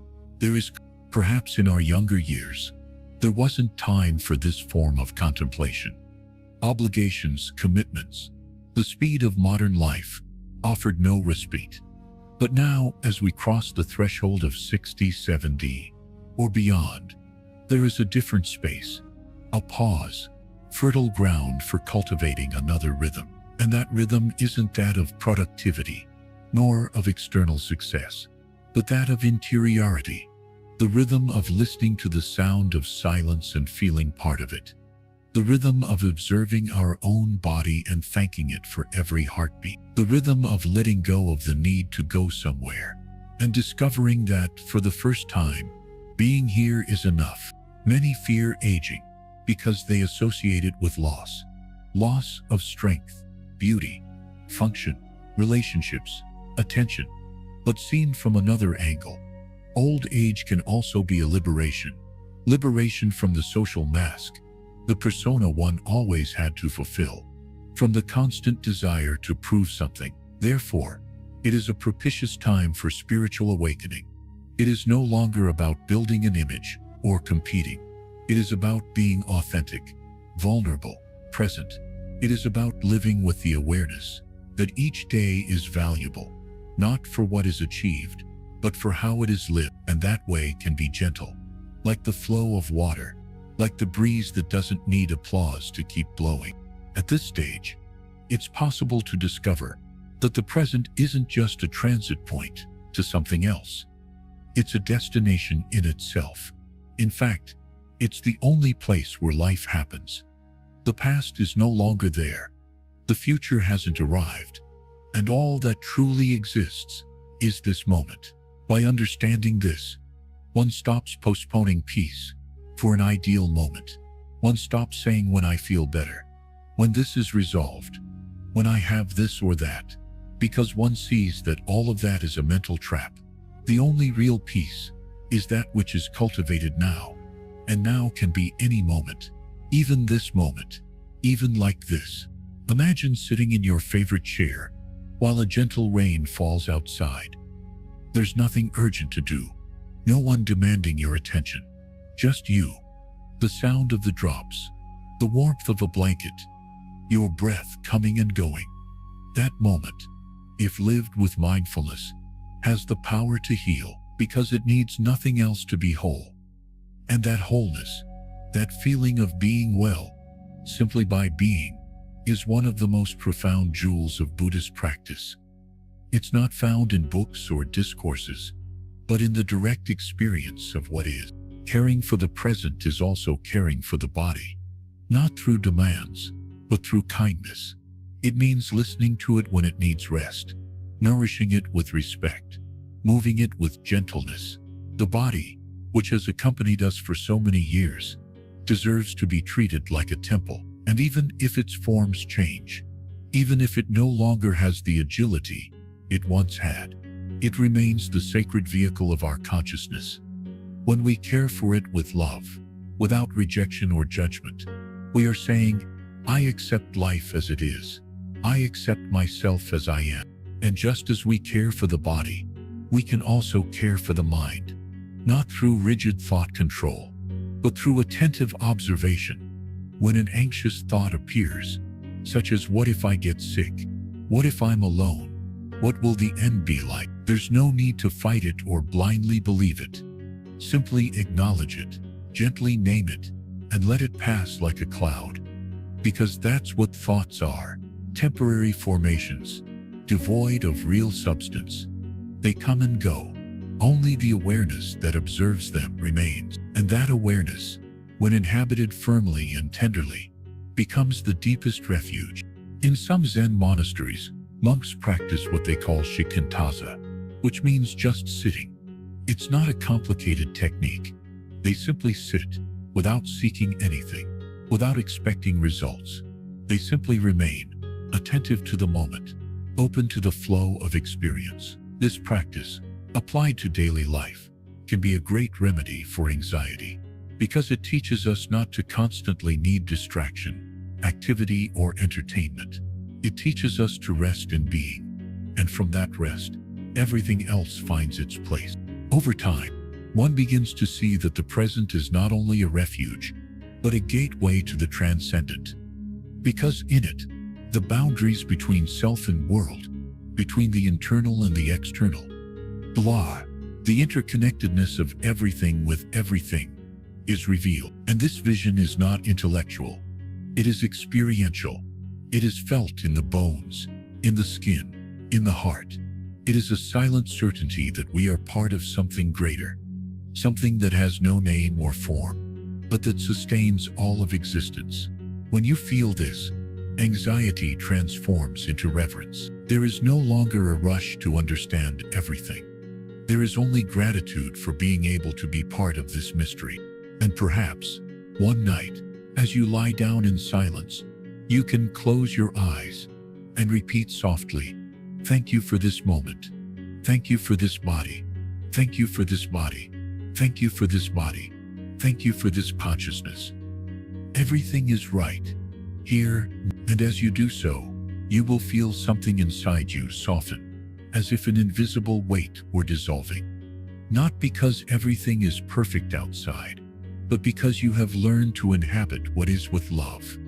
And that is what transforms life. Ultimately, caring for the present is caring for your peace, not as a fragile object that must be protected, but as a flame fueled by attention and tenderness. That flame can remain lit, even in the midst of uncertainty, even when the body ages, even when the days are silent, because peace doesn't depend on what happens, but on how we experience it. And you have, within you, all the resources to live with depth, with calm, with presence. Remember this every day. You're not too late to wake up. You're not far from your center. You're not lost. You're here. And this here, if you embrace it fully, can be the most sacred place in the world. Not because there's anything special about it, but because you're awake in it. Chapter 19. The Art of Letting Go. Surrender is the ultimate form of freedom. There comes a stage in life when the art of letting go becomes more than a spiritual teaching. It becomes a necessity of the soul. After so many years of holding on, building, resisting, struggling to maintain control or image, there comes a time when wisdom is revealed, not in accumulating, but in letting go gracefully.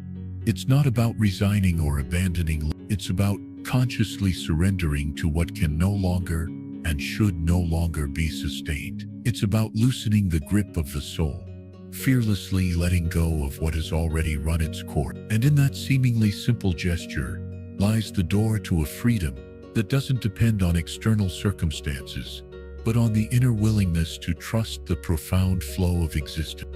Letting go is difficult because it goes against the ego's natural impulse. The ego needs to sustain itself, reassert itself, to ensure that something remains under its control.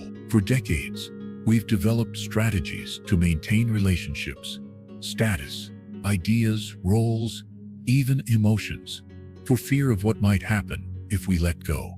But as we reach our 60s or beyond, it becomes clear that many of those things, although useful at one time, no longer serve a purpose.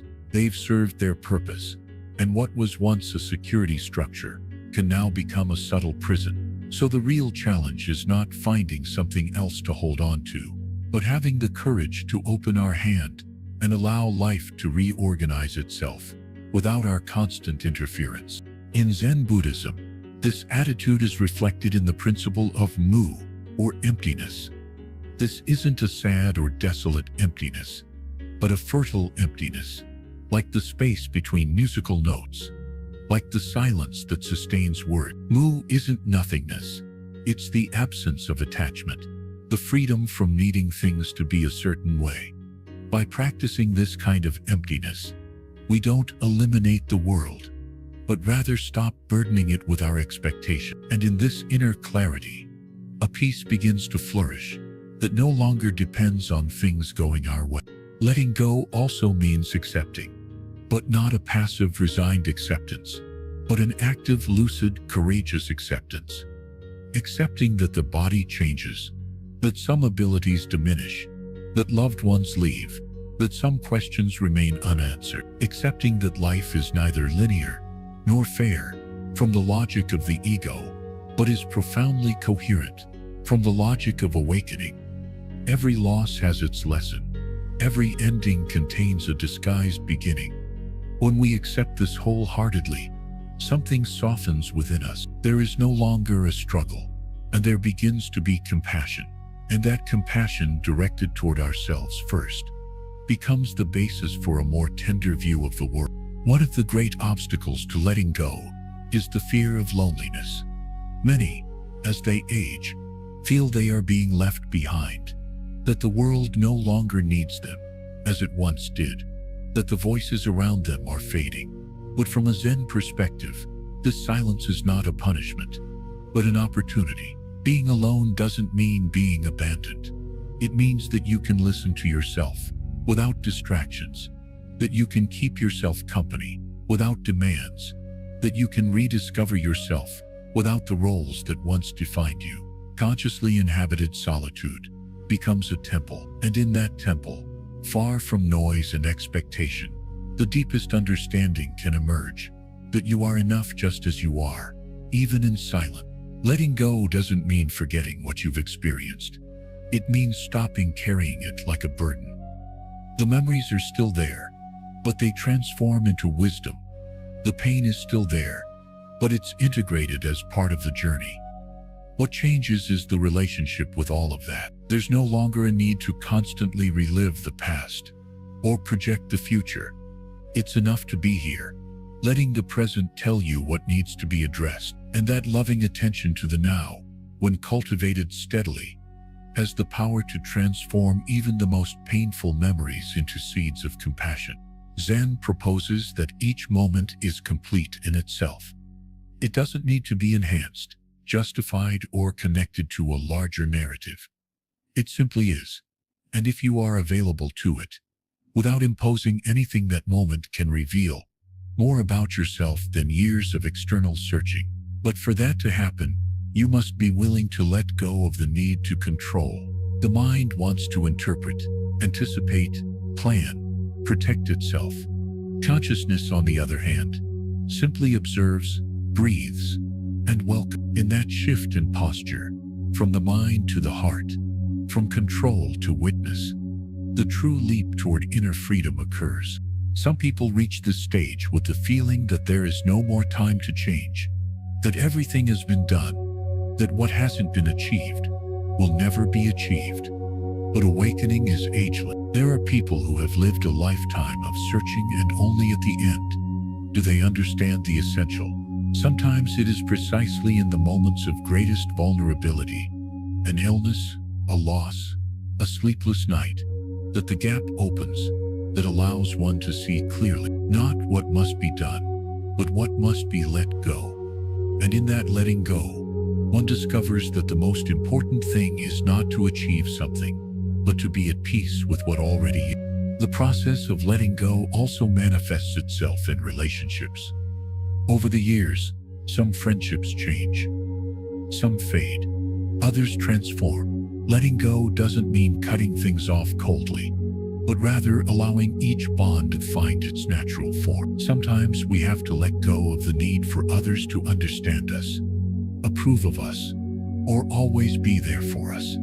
We have to let go of the expectation that relationships will last forever or fulfill a fixed function. When we allow bonds to breathe, to move like rivers in their course, then encounters become more authentic. We no longer seek to possess, but to share. We no longer demand. We are grateful, and that is profoundly liberating. It's also necessary to let go of the ideas we've had about ourselves, the labels, the judgments, the narratives that defined us for decades. I'm like this. I can't do this. I always fail at that other thing. All of that can be dropped, like dry leaves that no longer nourish, because in reality, you are not your story. You are the consciousness that has traversed all those stories, that has witnessed them without being completely trapped. You are the space where everything has happened, not just the events that filled it. And when you recognize yourself as that space, there is nothing to defend. There is only an immense freedom, like that of the sky, that doesn't oppose the clouds, but doesn't cling to them either.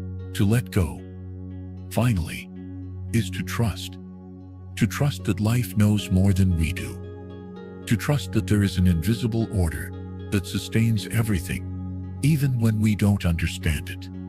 To trust that the heart, if it listens, knows the way. And that trust is not naive or passive. It is a wise trust, born of surrender. Because surrender, in this context, is not weakness. It is the greatest act of power. It is saying to life, I no longer need to fight you. I am ready to walk with you. And when that happens, life responds, not with promises, but with a deep calm, with a gentle joy, with a silent presence that accompanies us, even through the longest night.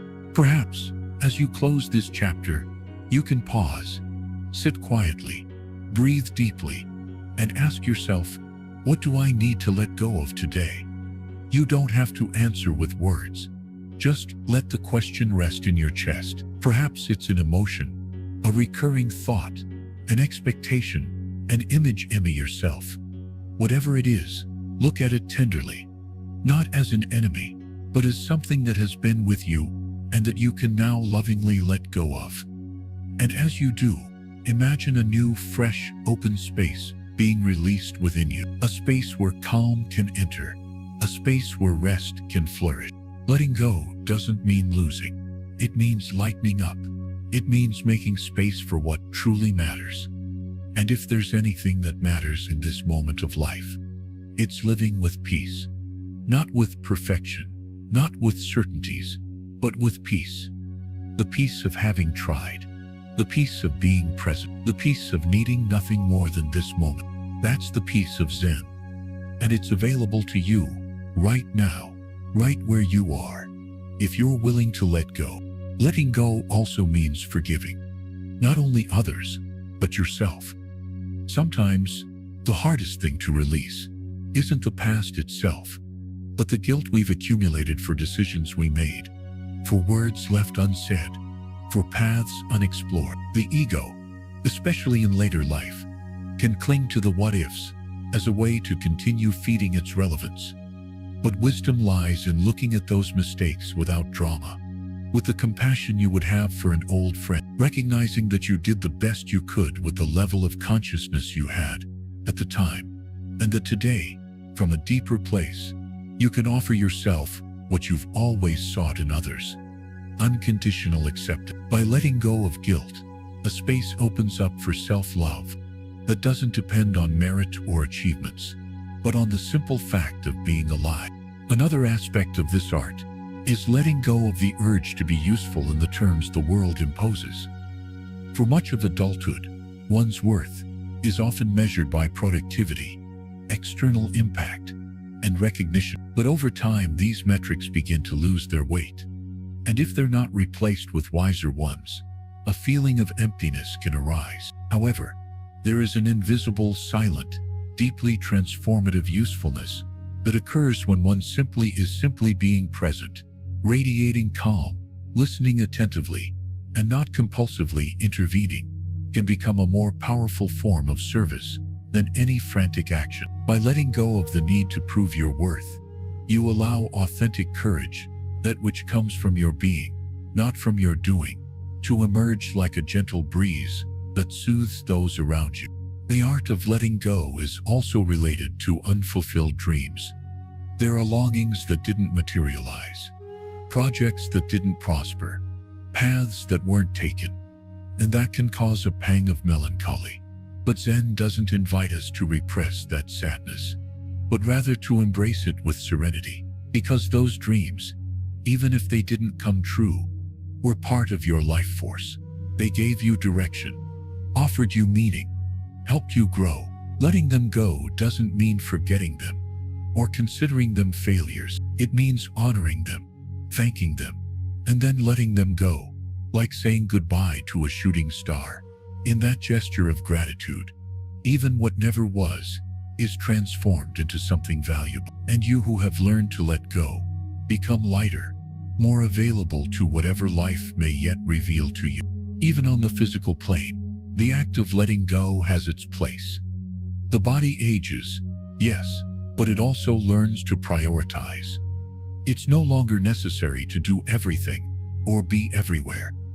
The energy that was once dispersed across multiple fronts can now be focused on what's essential. Letting go of excess stimuli, unnecessary commitments, and self-imposed responsibilities is a way to take care of your body and mind. Instead of resisting the natural limits that age brings, you can turn them into allies. You can create a gentler routine, more in tune with your internal rhythm, where every movement has meaning, and every pause is an opportunity to inhabit yourself more deeply. In this way, letting go also becomes an act of mental hygiene, of compassionate discernment, of loving self-care. And finally, letting go prepares us for the greatest of detachments, the transition to death. Not as a threat, but as a natural passage. In many Buddhist traditions, spiritual practice culminates in that ability to die peacefully, not because something has been achieved, but because one has learned to let go of everything. Every time you let go of a thought, an emotion, an expectation, you are training for that moment. It's not a morbid idea, but profoundly liberating. Those who have learned to let go in life can also let go of life when the time comes. And in the meantime, they live more lightly, more clearly, with more gratitude, because they have discovered that the most precious thing is not what one has, but the ability to be in harmony with what is. Chapter 20.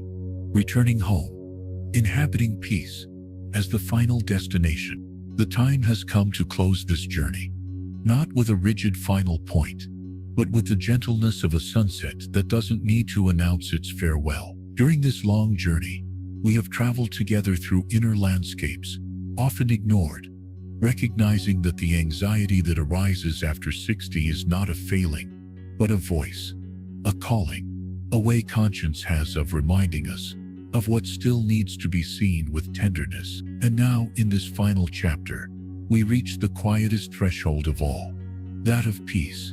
Not peace as an abstract idea, nor as a future promise, but peace as a return, as a way of coming home. In the first decades of life, the soul seems to be always running. It runs after achievements, relationships, experiences that promise a fulfillment that never quite arrives. This race, although necessary at the time, leaves traces. Some are lessons learned, others are wounds, but it also leaves a great lesson, that everything we seek outside is actually waiting to be discovered inside. When we reach the years where calendars become less relevant and the internal clock becomes clearer, a kind of wisdom emerges that needs no embellishment. It is the wisdom of one who has understood that there is no place to go, because everything important is already here. This peace is not a goal, nor a medal. It is a natural consequence of having let go of resistance, of having accepted that the body changes, that certainties fade, that people come and go, that even the mind can become fragile. Peace arises when you no longer fight against it, when you stop wishing the present were different, and instead, you embrace it with an inner dignity that only those who have lived intensely can sustain. Inhabiting peace is not about escaping pain. It is about making space for it. It is not about denying fear. It is about walking hand in hand with it. It is about understanding that everything, absolutely everything, even the uncomfortable, has its place in this great tapestry that is your life. Many people, upon reaching this stage, feel they must reinvent themselves, find a new purpose, stay active so as not to cease to be. And it's fine if that's born of enthusiasm, but if it's born of fear, perhaps it's worth pausing, because true peace doesn't require a new role, nor a new identity. It requires stripping away. It requires embracing silence as a faithful friend.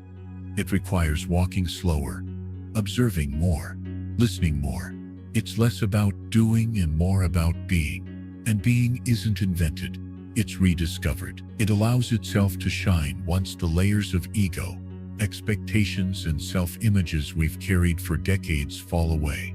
Then the soul breathes, and one begins to feel like they've come home, even if they've never moved from the same place. In Zen tradition, we often speak of the eternal beginner. This figure represents someone who, despite their years, maintains an open heart, willing to be surprised, to unlearn, to look at the world without filters. How beautiful it would be if when we reached 60, 70, or 80, we didn't consider ourselves complete sages but humble apprentices, because only those who continue to learn can continue to grow, not in ambition, but in awareness. And when one grows in awareness, peace becomes inevitable, not because life becomes perfect, but because you no longer need it to be perfect to feel at peace. Anxiety, that old companion that may have visited you many nights, begins to lose its power when you stop fighting it.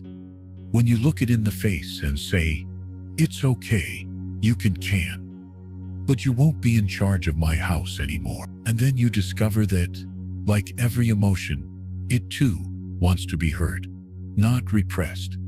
It comes to remind you that there is something inside that still wants to be healed. And you, from peace, can respond to it with presence, not from judgment, but from compassion. That is the great transformation, when you no longer need to eliminate anything, but to integrate everything. Peace is also reconciliation with your history, with your parents, with your decisions, with your failures, with your losses. It's not about justifying everything, but rather understanding that you are not the result, an isolated event, but the complete flow of a complex life. Reconciling with yourself means looking back without resentment, without rigidity, without chronic guilt. It means being able to say, "It was enough. I did what I could, and today I choose to rest." That rest isn't just physical, it's existential. It's the rest of the soul that stops demanding, that no longer needs to be right, that no longer needs to win, that no longer fights with life. And in that rest, something magical happens. You feel at home, even if you're alone, even if no one else understands what you're going through. Because home is not a place, it's a state of the soul. Inhabiting peace also requires courage, because it involves staying in the present. And the present, sometimes, is uncomfortable, but it's the only place where life truly happens. All other places, the past, the future, fantasies, are forms of escape. Inhabiting peace is then a way of being radically alive, not anesthetized, not asleep, but awake. And that includes seeing beauty in the simple, the sound of the wind, the way a leaf falls, the warmth of a cup in your hands, the voice of someone you love. Those details that once went unnoticed now become sacred, and you, no longer in a hurry, can receive them with gratitude. Perhaps the greatest lesson of this journey is that you don't need to change to be at peace. You don't need to fix yourself. You don't need to become someone new. You just need to remember who you are when you stop pretending, when you let go of the effort to please, to pretend, to control. And in that remembering, you realize something profound, that you have always been whole, that you lack nothing, that peace is not something you achieve, but something you allow, that it has always been there, beneath the noise, waiting, like a lamp lit in the night. This last chapter doesn't seek to close anything.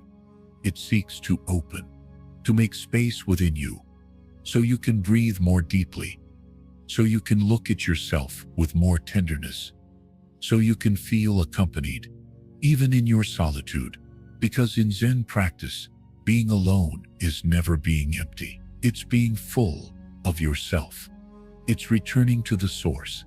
It's discovering that there is no final destination more sacred than this moment, and that when you can inhabit it completely, without haste, without judgment, without fear, then peace is no longer a promise.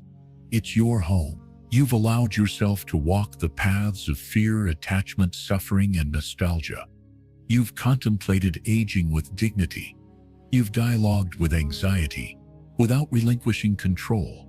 You've discovered the value of stillness, the beauty of pause, the importance of detachment. And now, none of this needs to be memorized or mastered. It just needs to be lived, day by day, with the humility of one who knows that wisdom lies not in the answers but in the quality of attention we give to what happened. So, this journey doesn't end here. The audiobook ends. Yes, but a new way of being with yourself begins. A gentler, more awake, freer way. Because you're no longer lagged by what you achieve, by what you know, by what others say about you. You're defined by how you look, by how you love, by how you listen, by your ability to remain at peace, even when the world around you is shaking. That is true freedom, to be at peace, even when nothing outside changes. And if one night anxiety returns, if doubt settles in, if the shadow of fear knocks at your door, remember, you are not alone. This teaching lives within you. This calm was not given to you by someone else, but was revealed from within your own being. Return to your breath, to your body, to your silence, and there you will be again, home. Thank you for walking with me this far. May each night find you more at peace. May each day bring you back to yourself. May the sound of this silence always accompany you.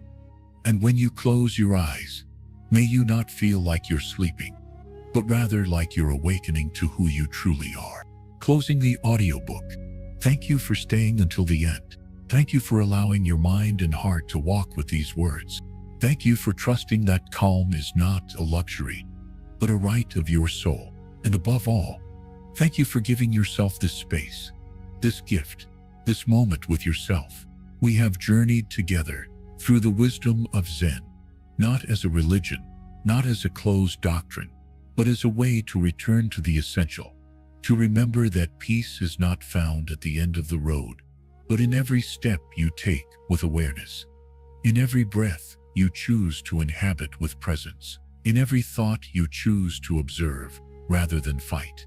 Anxiety, fear, nostalgia, they're not mistakes. They're reminders, gentle calls, sometimes intense, that invite us to return home. And that home isn't an idea. It's not a physical place. That home is you. It's your silence, your tenderness, your ability to be with what is, without adding weight or judgment. Now that you're closing this audiobook, you don't need to remember every word. Just remember what you felt, what it stirred in you, what you recognized as true. That feeling needs no explanation. Make in the silence where truth dwells. Many words aren't necessary. May you sleep in peace. May you wake up with joy. Allow yourself to be gentle with yourself, and never forget this. The calm you seek already lives within you. Thanks for listening. Thank you for being here. Namaste.